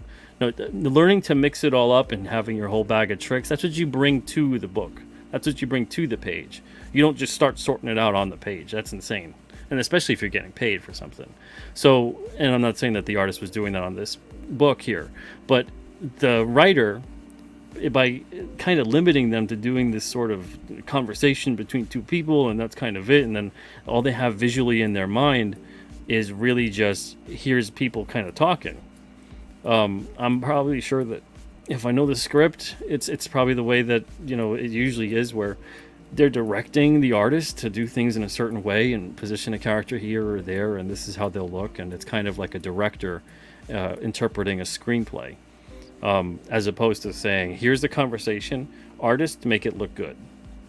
Right, right. And I think I would have said that to the guy, and I try to, like you mentioned how when you offer feedback, and of course you're in a different position than me. You're a publisher, you have all these books under your wing, so it's kind of like you have the gravitas. And even with you, as you mentioned, you have a lot of people responding with hostility. Like my background is in advertising, and so I'm kind of like, well, I've done that for a number of years, so I really am really key on kind of what is the brand, what is the target market, what is the visuals trying to do here, and so when I bring my expertise, I go, well, do they really want to hear that? Do they, because sometimes you got a lot of people that are very emotionally invested in their book, and the idea of taking someone's input could seem like sacrilege, just like, well, who does this guy think he is? He doesn't know what I'm trying to accomplish. And I understand that, so I'm really reluctant to kind of get into the weeds with people. But then when I buy their book and I see that, I was like, you know what? They had all the pieces here. It's like, you've heard that old saying, if you have 3 hours to chop down a tree, spend 2 hours sharpening your axe.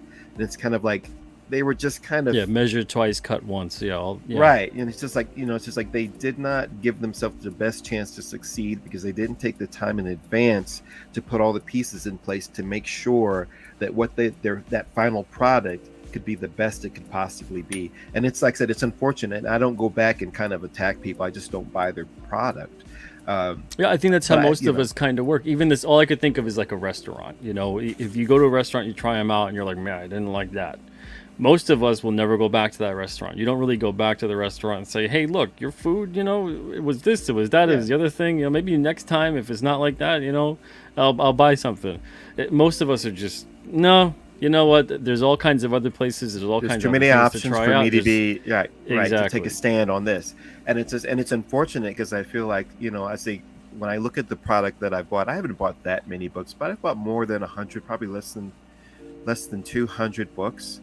Crowdfunded? Significant, crowdfunded books specifically. Wow. And I go and I look at the number of books that I go, I'm going to hold on to this, and the books that I don't like, I'll either give them to the library or I'll pass them along to someone. And there are way too many of those books. I'm like, this guy could have done something here, but he missed the. Again, he didn't take the time to get the proper feedback, to read this story through, because like I said, we sit down and I can read a comic book from beginning to end, and I'm like, I read some of these books, I go, there's no way that this guy sat down and read this from beginning to end. He was writing as he was going along, because the whole tone of the story, the pacing, it has all changed from page 1 to page 48 or whatever it is. And I think that's something that, like, I try to take those lessons to heart. Like, for example, with my own work, I have the whole story roughed out, and I sit down, I read it, I ask my editor, I say, hey, read through this. What's not making sense? What's not flowing? What are the beats that I think are poignant? She didn't even notice some of them. And I go, I want to be able to have somebody sit down and read this book from beginning to end and have it make sense for them. So I worked on just roughing out the book and reworking the roughs several times before I could sit down and say, okay, now I can do the final pages.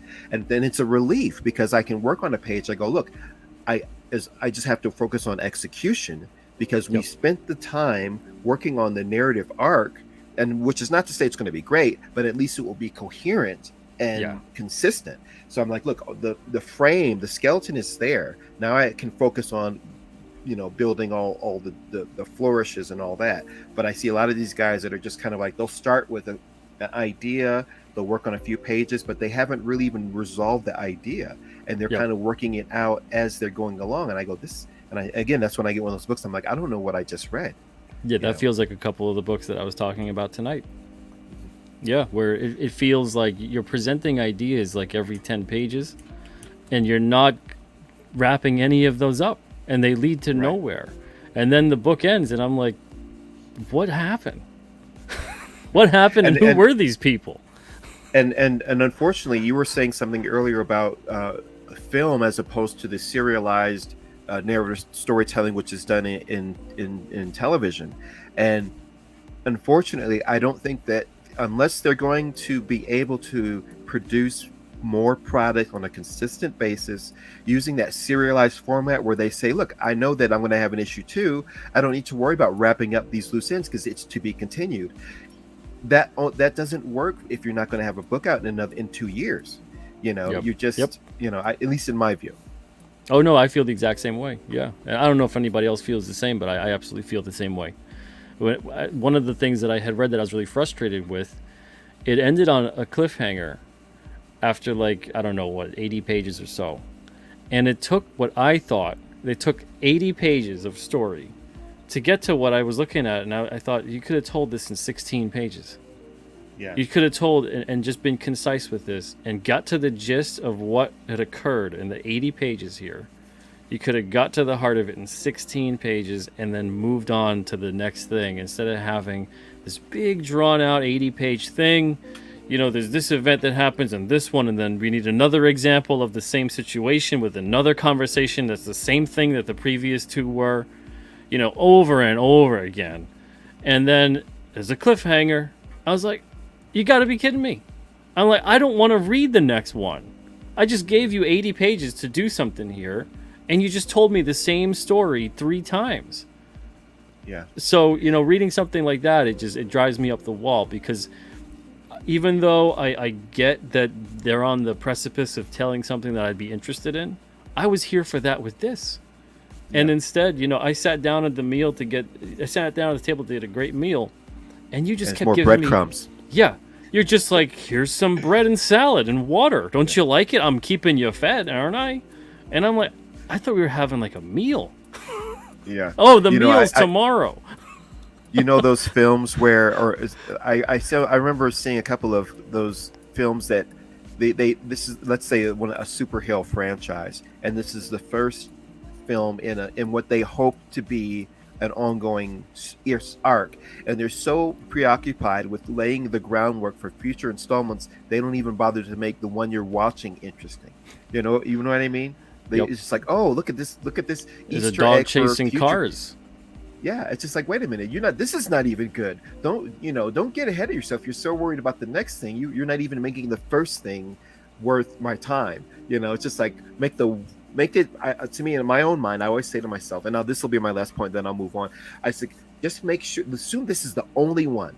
And make it a complete, with steak, the vegetable, bread, potato, give the whole meal here and give them a complete thing, and then perhaps once that's done, give a couple of crumbs or allude to a dessert the next thing, but don't kind of assume that you've got an audience and people are like, oh, I'm gonna hold out on all the good storytelling until issue 4 or 5. I'm like, there may not be one, and if there is one, they're not going to be here for it because you're not giving them anything. Yeah, now. it's just this weird kind of mindset of like, oh, I'm going to leave them hungry, and it's like you're leaving them starving to death.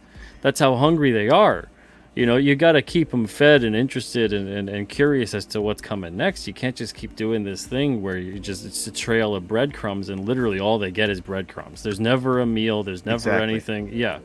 There's never something more enticing along the way. I told this to someone who was talking to me privately about King Krypton. They were talking about how much they're looking forward to it because of the fact that it harkens back to this episodic storytelling, where they feel like every single issue they're going to get a nice story out of it, and that it leads overall into building the world, building the things that are occurring, and then you can bring back elements that readers are familiar with and then introduce certain other new aspects of things while also having older characters and story themes kind of be brought up again. And you can have this whole thing that essentially is what people really love about comics. But when you have this kind of way of storytelling where every single thing feels to me like this, like the biggest teaser trailer, and it's turned into a graphic novel or whatever it is. Every single thing feels like it's the thing that's supposed to be leading to the other thing, but the other thing never comes.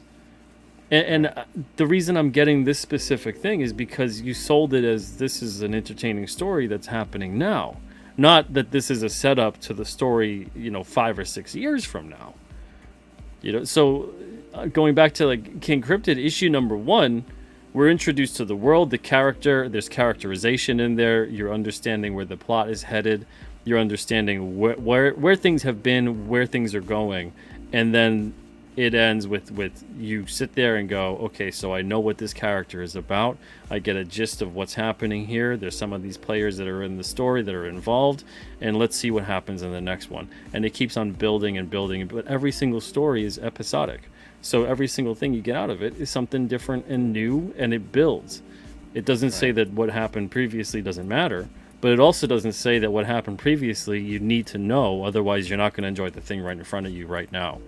Just good old-fashioned self-contained stories. It's not what an idea. Yeah. And you could do so much with it. You keep yourself entertained with it too. You keep the reader entertained. I mean, that's what I fell in love with comics about, was that it wasn't intimidating to pick up a comic when I was a kid and see, issue 305 on there. I didn't sit there and think, I gotta read all 304 to know what's happening in 305. Yeah. You open it up, you're presented with the story. They give you a couple editor's notes depending on a conversation that might be alluding to something else. And maybe if you're interested enough in what they're talking about, you try to track that other issue down. But other than that, the reason you want to read the next one is because you just enjoyed the time you spent with this one.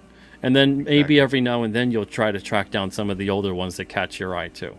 That was the beauty. You're only going to to track those down unless the one that's in hand must deliver. And exactly. then you start getting invested in all those. And maybe it is that a lot of, and again, I don't want to be, we're not mentioning names, but I go, does this guy actually have a story to tell? Is he just giving me all these little breadcrumbs and kind of leading me along until he figures out what he has to say with the medium? Or is it just all teaser trailer and no film? I don't know. I don't want to get too philosophical about it. Like I said, I'm going to leave you go so I can eat these burgers. But thanks for what you're doing here, Pete. I love you. And I'll catch you on the funny pages. I appreciate that, Antoine. Have a great night, brother. Cheers. Take it easy. But yeah, it's quite the conundrum. It really is. Bretsky, you bring up a good point. Says, I think writers make the mistake of having their subplots be their main story. I definitely see that a lot of the time, especially in modern writing. Something I've mentioned before, I think I was talking to Stato about it, either on his channel or mine last week, I forget. But we were talking about the fact that it feels like people are looking to the standard of the bigger companies and the more recent stuff and thinking that that's the standard they need to reach and need to attain. And it's like we said before tonight, it's quite the low standard to reach. I certainly see that. I've seen that over 16 years of submissions that have come through to Alterna. When comics were relatively stronger towards the 2008 to 2010, 2011 time period, stronger than they are today. The submissions were stronger. Now, I get stuff today where I'm like, is someone letting their 12-year-old submit to us? I'm not even kidding. I'll get stuff that's like that, where I'm thinking, I don't know how to respond to this because I think that this might actually be a child because of the writing, the story, and the art. And the pitch and the submission itself. Holy goodness gracious. All over the place. All over the place. People will be giving the number of pages as their creative team. The title of their comic is comic book. I don't know how to handle something like that other than to just basically be like, okay, well, you're obviously not going to be accepted here. I mean, it's not problems of looking at a submission and getting down to the nitty gritty. These are surface level issues where I'm thinking, does this person actually? I mean, sometimes I'm thinking that this person flat out, do they know how to read? Such serious. I've never seen it. This past 2 years, it's been insane with the submissions that come in, especially the way they're formatted. I've never seen anything like it. It's like Idiocracy has come to life. But when I'm getting these books, these crowdfunded books, and I'm seeing that the writing, it goes nowhere. I'm seeing that the plots aren't being developed. I'm seeing that the characterizations aren't strong. I'm seeing that after the end of 80 pages, I'm thinking at not one point in time that I feel like I connected to any character here. I don't feel like I hated the antagonist. I don't even know who the antagonist is. I don't know who the protagonist really is, other than I'm guessing the protagonist is this individual who I'm starting off at the beginning of the story with. But in terms of characterization, in terms of what they're doing, in terms of how they're behaving, no idea. So there's all these kinds of different things where stuff that's moving along, I see it and I go, you know, I'm not going to expect that's insane to expect everybody else to start changing or doing whatever or doing something differently. But I'm going to minimize my own risk at this point. That's why I put out, I said, I'm just disappointed. I'm just disappointed. I'm not going to be backing books anymore that don't have at least one page where I can see the writing. I wouldn't do that for the art. I wouldn't back, I said it earlier if you guys missed it, but I wouldn't back a project that literally just had only the writing, that just had the lettering on there with a blank page. So why would I back a book that doesn't have any writing? There's just art. Let's see. Mike Stevens, what's up? Hey, can you hear me? I can hear you loud and clear. How All you right. doing? Finally just decided to just take a jump into all this. I've Sure. been making the comments all night. Definitely agree with you on Kickstarter and just crowdfunding in general about projects and what to look out for. Yeah, it's I mean, like I said, it's my personal view on it. You know, I'm not saying that this is something that everyone should ascribe to. I'm not saying that this is something that should be across the board. That I'm just, sitting here like, oh yeah, I'm the director of all that are crowdfunding, and this is how it should be. I'm just saying, as a backer that's backed like a few dozen books, as a publisher Right. that's been doing this for 16 years, as a creator as well, and as also someone who puts up a project, and I'm saying I'm doing this with mine, and this is what I'd like to see on others, because I do it so that whether people like it or not, they can read the writing, they can get a sense of the tone of the story, they can get a feel for me as a writer, and make a better informed decision. Because I would hate for someone to go into it, even though, like, let's say someone said, Pete, you would have probably earned another $5,000 if you just put the art there, not any of the writing. And then, they get it and they don't like it, who cares, right? You've made $5,000 extra. I don't want that to happen. I would rather lose $5,000 and say that I'm getting everyone that's backing it is aware of the writing, likes what they see, and wants it because of it, than get anybody who's thinking some other kind of perceived way of it's going to be happening and bring up their own expectations, and then they get it and then they're disappointed. So Right. Yeah, I'd rather have the reader than the money. No, and that's a wonderful point. When I was actually studying what made good Kickstarters, what made good crowdfunding, I didn't look at it from a business point of view. I looked at it as, what are the ones that I would feel safe with? What would the ones that would tell customers to go ahead, feel free to put your money in.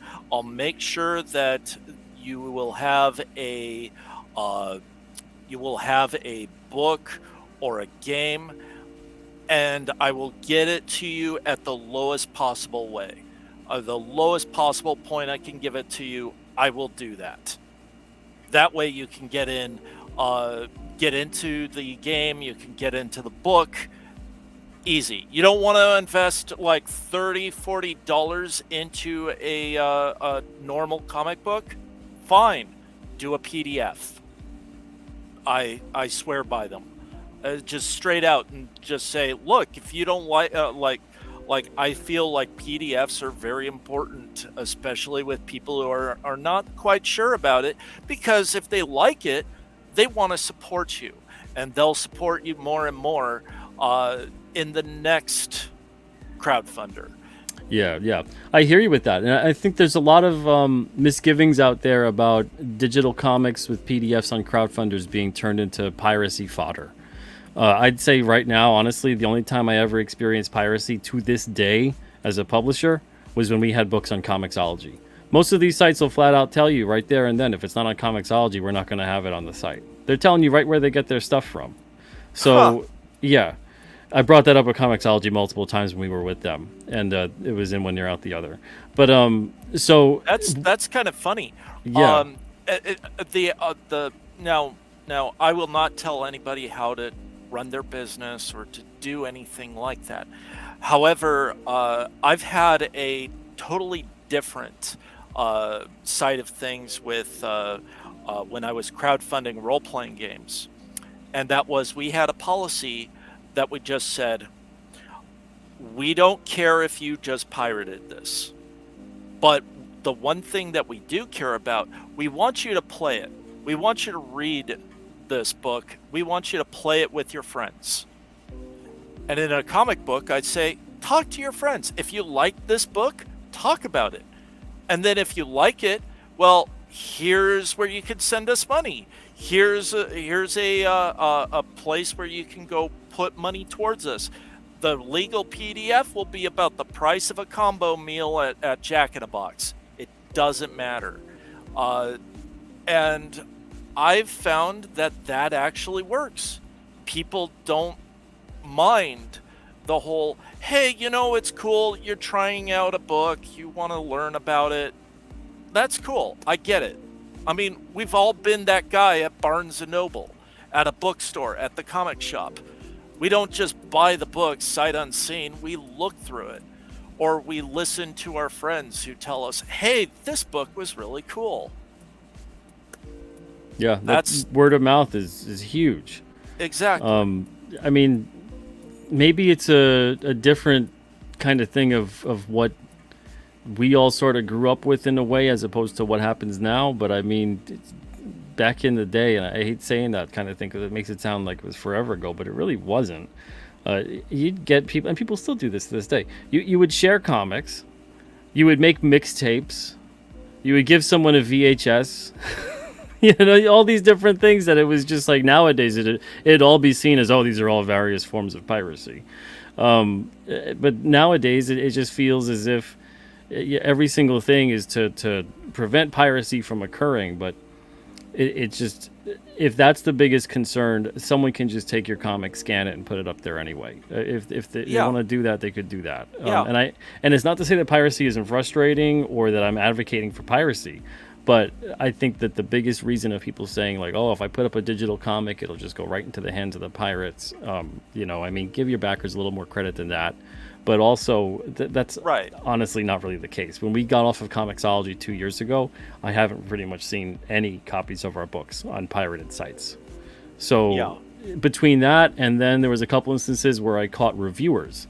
Because I used to I got really tired of piracy at one point in time a couple of years ago, and I put little watermarks here and there, just hidden in different spots. Not to interfere, no one would ever know, I would just know. And I would check the various different piracy sites every now and then to see, did a reviewer share one of these? And 2 times I caught that a reviewer version got onto the piracy sites. So then we stopped giving out free copies to reviewers. Because most people that put up, that they're a reviewer, they're like, I've got a YouTube channel, or I've got a blog, or I just tweet reviews, and give me free shit. And that's basically how it is with a lot of them. There's no capacity in any official way that they're a reviewer. They just go in there. They say, you got any free books to give me? A couple of them got irate when I wouldn't give them physical free copies. So it's one of those, to me, I didn't think that it was worth it, because the best thing that we ever got out of anyone reviewing anything was from someone that actually bought the book and talked about it. Not from anyone who got it for free, the access media kind of way of things or whatever. That side of it was very strange. Yeah, no, exactly. I've found some of my favorite indie books from piracy, from like places like 4chan on the CO board, and it's like, wow, this is a really good book, and I want to give these people money. I want to see what happens next, but I'd like to make sure that these people get something that I feel is deserved, because I was entertained and I had a lot of fun. We put a lot of value in the things that and this is kind of a circle, but we put money into the things we value. Like, take a look at bottled water. We can go ahead, go to the tap, go to a water fountain. We can get water for free in most places. But instead, we just buy bottled water because we value the brand. We value what it may offer us. And we find value in that. And that's the way people want to support. The people that matter should support that. If you're selling to a very niche audience who doesn't want to buy your book, then, well, you might want to go look at who is buying your book. Yeah, well, it's akin to the same thing with like Free Comic Book Day, as to how many Free Comic Book Day books do you cherish, take care of, really appreciate, as opposed to the books that you actually purchased. The Mouse Guard books, they were hardcover, they were beautiful. But yes, I do get your point.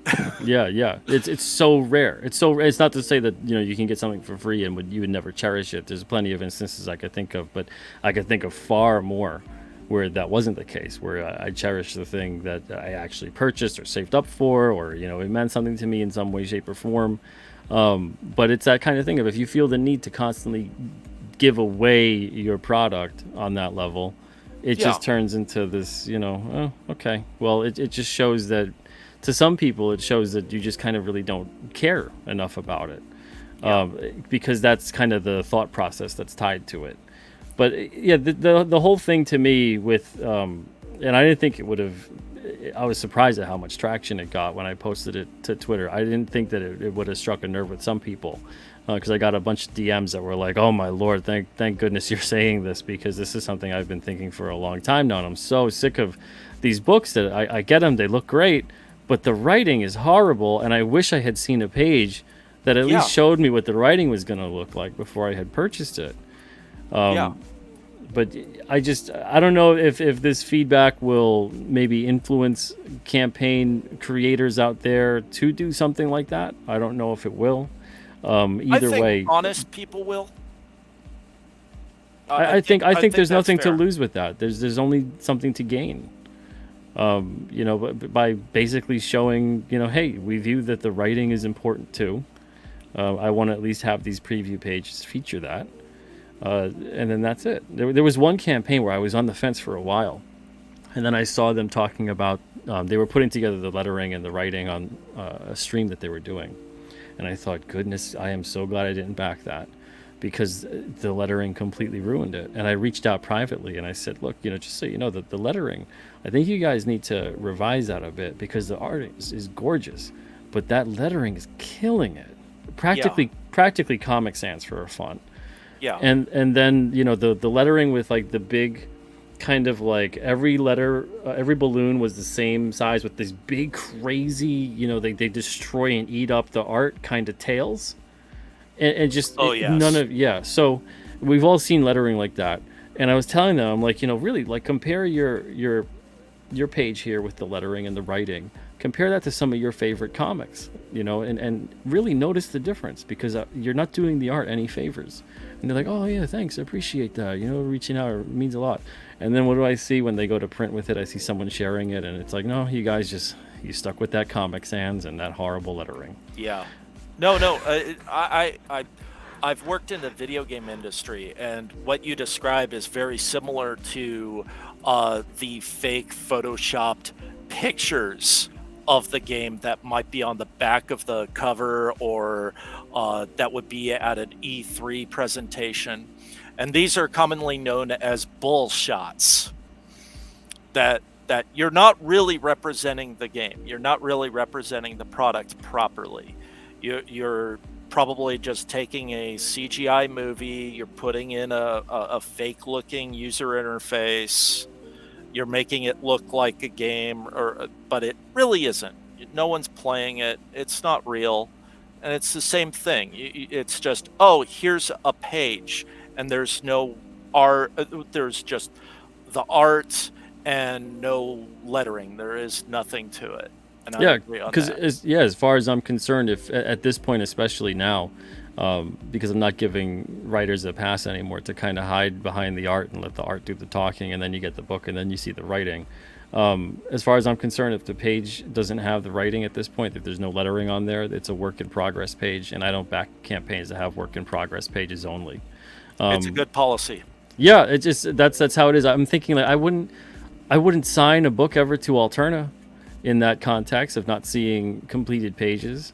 And why am I backing it? I wouldn't go to the store and sight unseen just purchase books and that'll be that. I mean, I think that's one of the biggest problems we have in the comic industry itself is the fact that we have these previews catalogs, and we have a lot of the times the website itself won't have preview pages at all.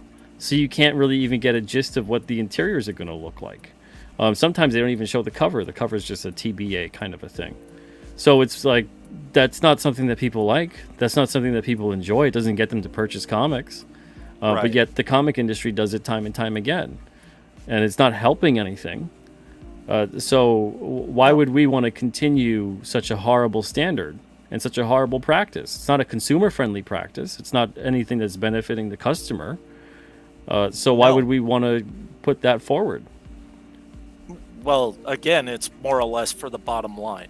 And anytime somebody does that, it more or less tells that you do not put a lot of trust in the customer. That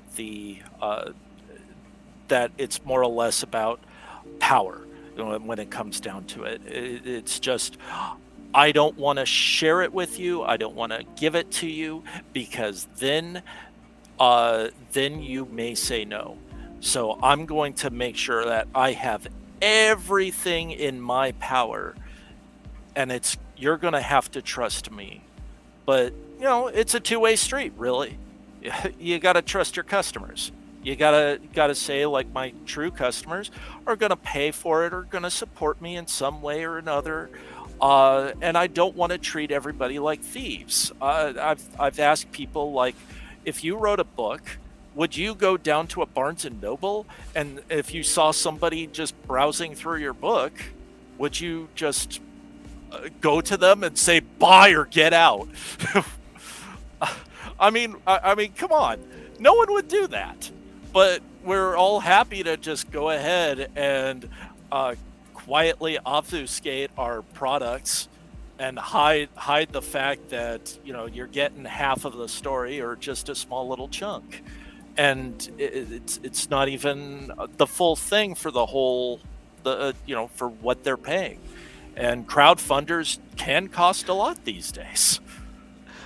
Yeah, absolutely. And that's obviously part of it too. But I always it feels worse when I get something and I didn't really get much enjoyment out of it. And I think about the time that the thing could have been for free. And I think about the time that I'll never get back.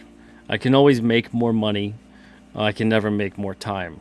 So when I feel like I've lost time and I've kind of wasted it, I get really upset about that. And then especially when it's a comic. I think it's both.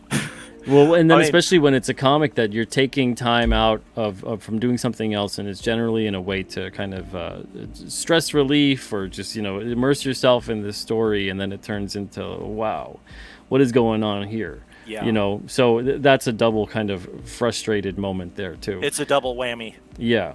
But yeah, I'm gonna curb those moments for me in the future, and it's not to say that moment wouldn't happen again, even by having someone being able to see it. But all I could think in every instance that I was frustrated, if I had seen at least one page with the writing, I wouldn't have backed it. I would have felt like, no, this isn't a story that I'm going to be into based on what the writing is. I've seen enough stories, I've seen enough comics where I can look at one page, especially if you determine that this page is a good page to show. If you put that page up, I can determine whether or not I want to read more of that page. In some instances, depending on how really experienced the writer is, I can look at one panel and determine whether I want to read the rest of that book. But I give people the benefit of the doubt when they do a submission 5 to 8 pages just to give them a chance to flesh things out. But when it comes to a crowdfunder, I want to see one page. If I'm not seeing a page on there with the writing and everything else, I'm done. I don't care who it is. This could be their 20th crowdfunder. This could be someone who's been doing things for 30 years. This could be someone who's highly successful and everybody else is just backing them like crazy. I'm not going to back them. That's just what it is. And then I'll just wait around and I'll see. And maybe they'll sell the book again down the line or somewhere else, and maybe I'll pick it up at that point. But I'm not backing the campaign. I'm just tired of being disappointed on that level. Totally fair. Listen, the other reason I wanted to bring up the whole idea of the the free product and things of that nature was specifically the book that I'm working on, which is Fridge Girl. And I will spare you the pitch and everything, but I did plan it to be an episodic story that doesn't involve a bunch of cars flying by. I don't know if you can hear all that noise from the street. No. I guess okay. your mic has a good audio canceller or something on there. Okay, that's great. That's great. So, anyways, I did want it to be kind of a episodic story that it involves a rookie superheroine who is getting used to the business, and every episode, every issue would be a brand new adventure. It would have, there would be some connective tissue between the stories, but nothing that would disqualify you from enjoying the story you're reading right now. I'm not going to go ahead and blindside you with, oh, you're going to have to read this other comic to find out what happens. No, I'd like to do a beginning, a middle, and an end. And, to switch it up, she has mentors.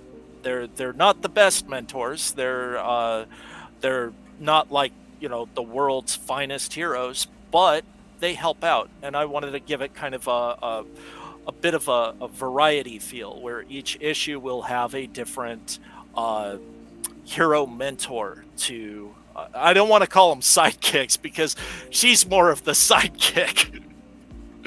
But yeah.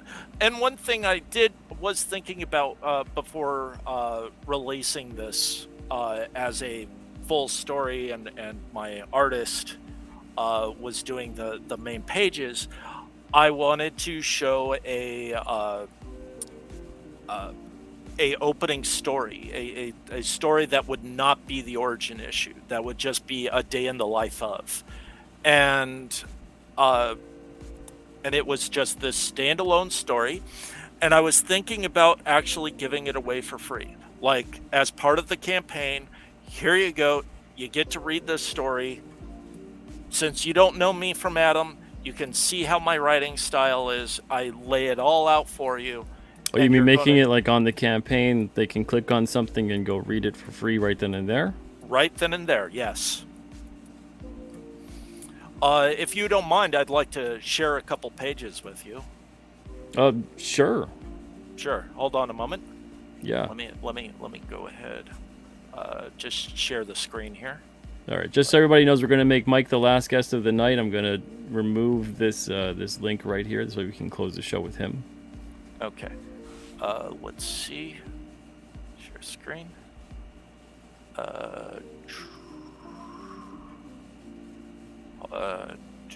There.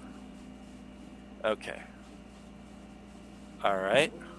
All right, I see it. So there's our heroine, Alexandra Stacy Brown, and due to circumstances, she gets fired from her job and ends up deciding to become a superheroine in the form of Fridge Girl. Does she have powers, or does she just decide? Yeah, she does have powers. She got powers when she was in the accident that got her fired from work. Oh, all right. So yes, she has ice powers, and then she has. I'll show the abilities, but here are the some of the other heroes that will help her out throughout the story. So they all. I tried making them all kind of varied and have like different personalities that would play off of her. But here would be the first page of the story, of the opening story that I was planning to give away for free. Oh, so it's like manga style, is that correct? Yes. My artist is from Venezuela. He's won. He's gotten into the top 10 of manga competitions. I love manga. I love American comic books, and I wanted to marry both in this kind of story. So is it read traditionally like a Western comic, or? Yes, it is Okay. read traditionally from left to right. I know my audience. I don't want to do that. Oh, well, manga reads from right to left. No. This is an American comic. All right, so just the art style is reminiscent. Yes, I wanted manga. the characters to be very expressive. So here she's talking to her mentor Powerhouse, who talked her into the whole superhero thing. And then this shows her ability right at the end. And we'll go to the next page. And she can fridge jump. She can jump into any refrigerator. That's right. She jumps into any refrigerator and then pops out of another one that she knows of the exact location of. Oh, okay. So it's a very temperamental kind of superpower that she can't always teleport. So it's like one of those where she wants. It's like one of those Dana Barrett refrigerators. Yes, except there isn't a hellhound screaming Zool. But yes, this is her ability. She also has ice powers and what have you. But this would be like the first couple of pages in the story, and then it goes into the main thing where she's on patrol, and then patrol's not happening, and so she decides to go in for a snack. She's talking to her streamers, or the people on her stream, and she says, "I'm going to teach you how to make the best slushie," and now she runs into supervillains robbing the 7-Eleven. Hilarity and zaniness, and she can also teleport into like the freezer aisle too. She needs to know where the freezer aisle is. Oh, okay. So she can only go to a fridge that she has been at before or knows Exactly. of. Okay. Exactly. She cannot, unless you gave her like exact directions on where a refrigerator was in a like a physical context, she wouldn't. She can't do it. She's got to get that Fridge Quest app on her phone. To find Exactly. All the fridges. Exactly. Somebody makes that, she would be an absolute danger to supervillains everywhere. Well, it looks fun. The art's already nice. Yeah. I can never get into, like, personally, I can never get into the lettering in manga. But I gotta say, it's on point. It looks just like the lettering that would be in a manga. Like, I think it's just more of a thing I grew up with the lettering in traditional comics and, superhero comics and Western comics. Yes. But it's not, I'm looking at that, it's not a deal breaker for me. It's just more funny to me whenever I see manga lettering. Yeah. And I'm always just like, it's so interesting that they go with that kind of like the big balloon and a lot of negative space sometime. And sometimes it's really nice and it's dynamic and it works with it. But then other times, like, it'll just be like this massive balloon and like, just little lettering. Right. And but I think it sometimes it looks nice. It's artistically, interpreting like that space, the bombasticness of the balloon size and the lettering within. Oh yeah. But, it looks good. Zerpa really, my artist Andre Zerpa, he's just wonderful with expressions, and certainly that was one thing I really wanted to do. He also does fantastic. This would be the cover of the story that we see here. Oh, okay. So I wanted a classic superhero cover that's more. I was kind of hoping it would have been more in line with the interior and kind of be more of this like cutesy kind of lighthearted thing going on, like her popping out of a fridge or something. Yeah, well, no, this is, I just showed you kind of the nice parts of it, and then the rest of it is her fighting supervillains for the rest of the story. It's just a very long brawl, almost on the level of, say, did you ever see They Live? Oh yeah, one of my favorites. It's the fight in the back alley. Just a lot of back and forth, a lot of her using powers, her learning, her taking hits, as well as her giving out a few hits. Does she eat too at all? 'Cause I love the idea of her popping in and out of fridges, and she's just snagging food from every fridge and just like, eating a sub sandwich and kicking someone's ass.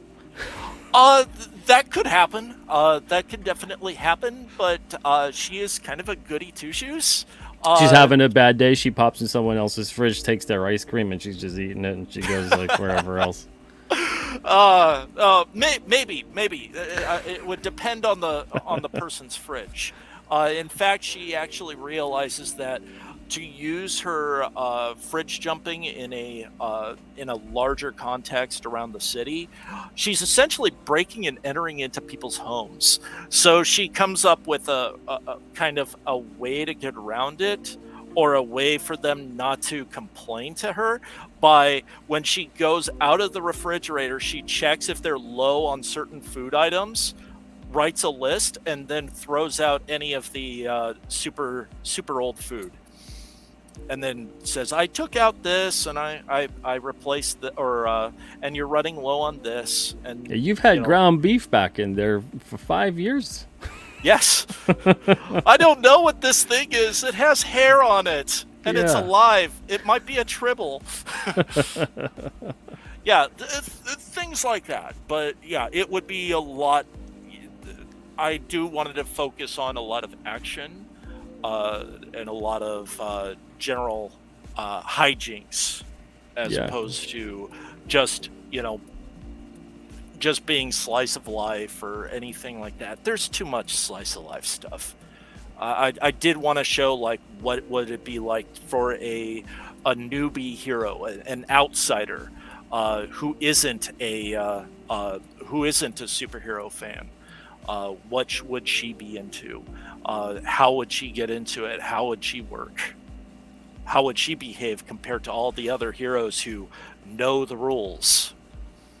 That kind of thing. Absolutely. So, but anyways, what do you think of that idea of offering a free book, or should I just offer like a little preview and just put this in?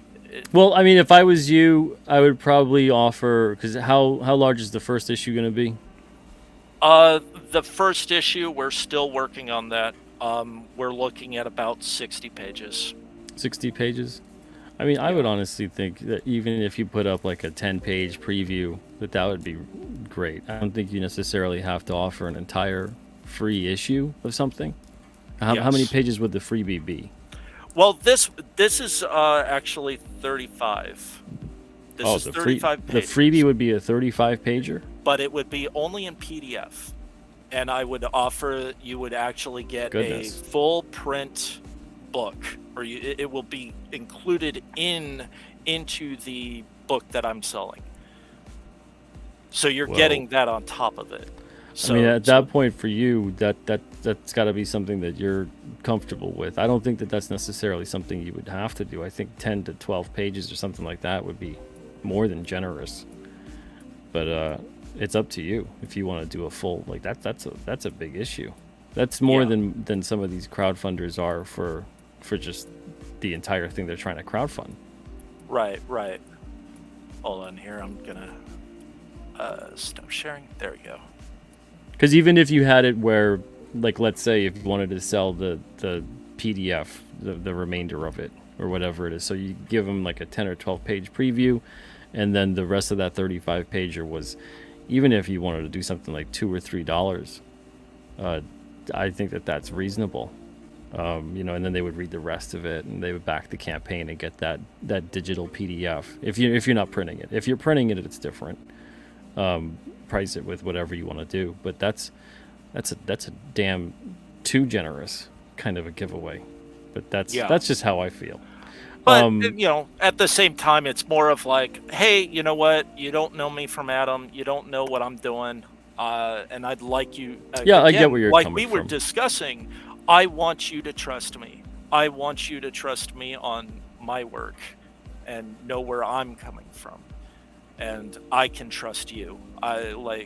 If you like this well enough, you'll probably like the rest of what I have to offer. Yeah. I mean, I get where you're coming from. Just think about it a little bit, because I'm sure people would love to pay for the rest of it. I don't see you leaving like even $50 or something on the table and giving the whole thing away when you would have had people purchase the rest that were into it. Yeah, but and it would only be for the PDF. It would be oh yeah, absolutely. And that would be like kind of the key point. I don't have that kind of money to print a bunch of books and give them away for free, but yeah, as a special bonus, as something you get to read, or it could be spread around. I don't mind. Well, I also hope, and I mean, it's again completely entirely up to you, but I also hope you give some thought to putting together a cover for it that more represents the interior art as well, with the manga stylings of it. I think that would really help sell the book too, because that's a big selling point just in general for it.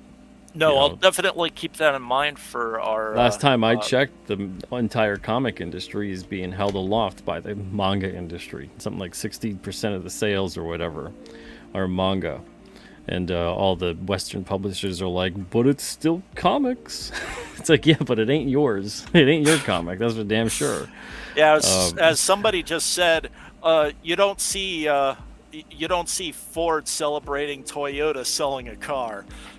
Yeah, it's it's very strange. Or like to even be even crazier than that, the transportation industry. Not even the automobile industry, but the transportation industry at large. So that means that bicycles should take the credit for the sales of cars, and vice versa, or hey whatever. guys, somebody got come on on, the bus. Yeah, like it's all just it all gets you from one place to the other, doesn't it? It turns into it's all a book with pictures and words, right? It's like, oh, okay. Pretty soon they'll be saying, oh, children's books. They're comics, basically. I mean, come on. There's pictures and there's words. Just to kind of say, hey, look at how big that is. That's a $5 billion industry now.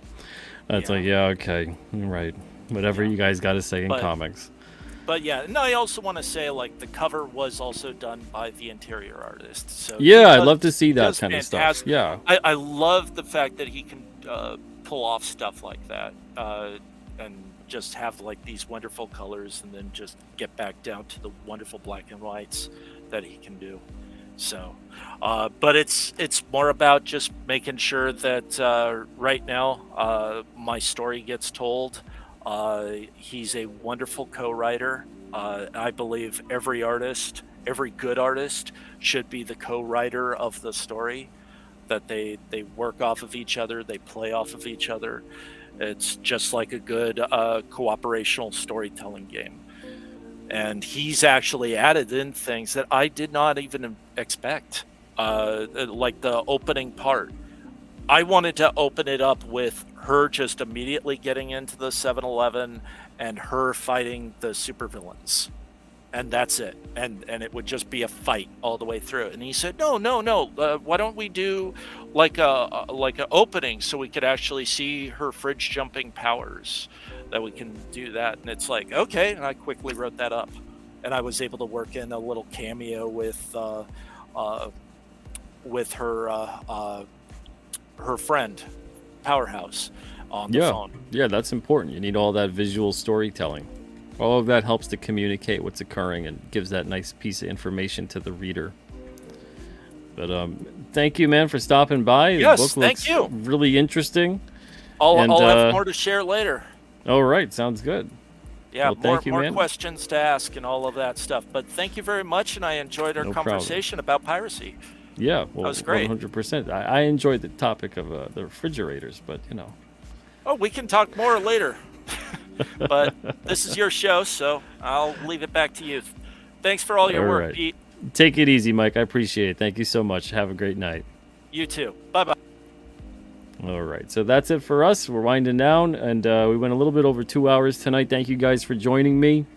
Again, just to rehash, this is just my personal opinion on how I'm backing books for now. If this kind of mirrors or echoes your own opinion, then that's great. If not, that's great too. We all feel differently about different things. That's what makes this world go round. Let's hope we never all just agree on everything only one day. Everyone always thinks that we'd all agree, right? We all agree all the time, and it would always be just nice. Always just a nice thing we all agree on, and everything's good. What if we all agree and everything that we agree on is horrible? Horrible, horrible, evil, awful things. Is it good then that we're all in agreement? Is that still good? Just as long as we agree? So that's why it's okay if you guys disagree or you agree or whatever. It's good for everybody to feel the way that they feel. And everyone feels the way they feel based on their experiences and perspectives. What a crazy concept. So as far as backing books goes, if there's no preview page on there, and I'm just expecting one, there's no preview page on there with lettering at this point in time, I'm just done. I'm not backing the books anymore. It's not a big of an ask. If it's too big of an ask with a K, then that kind of tells me everything I need to know about the project creator. And I'll just wait and see. And maybe I'll get a really solid recommendation from someone. Maybe I won't. For my own projects, for the alternate projects as well, we're always going to have at least one preview page that you can see. For King Cryptid, there's 4 issues on there right now. 2 preview pages per, along with the finished cover for the 4 issues. So that's 8 total preview pages and 4 finished covers. And then, I wish we could put even more on there, but there's a lot on there already. And from a bunch of the readers, I've been told, Pete, just kind of no more details on the issues. I've given a lot away in terms of the stuff that's happening in the stories, but it's not even close to what's going to be in each issue. So you guys are still in for quite the treat. Lots and lots of fun things will wait in those first 4 issues. Next year's campaign will have 5 issues. The creative team's already wrapped up for that. I can't wait to get started on putting those scripts and stories together into the hands of the artists. I can't wait to get these 4 issues to the printer. And speaking of issues as well, the summer campaign for Alterna right now has left the building. It is at the printer. They are printing it as we speak. So I'll have that very, very soon, and then that will be in the hands of you guys shortly after that. So I'm thinking about maybe 2 weeks or so. 2 weeks or so from now, I'll probably have those books with the way that the printer has been operating in the past, and we'll start fulfillment in earnest. A bunch of you guys have already received your perks. If you did not order comics and you ordered other things, thank you guys. And then we got the fall campaign launching next week on the 22nd. So thank you guys for your support. Thank you guys for being here tonight. Really appreciate the conversation. And everyone, see you next time and have a great night. Appreciate it.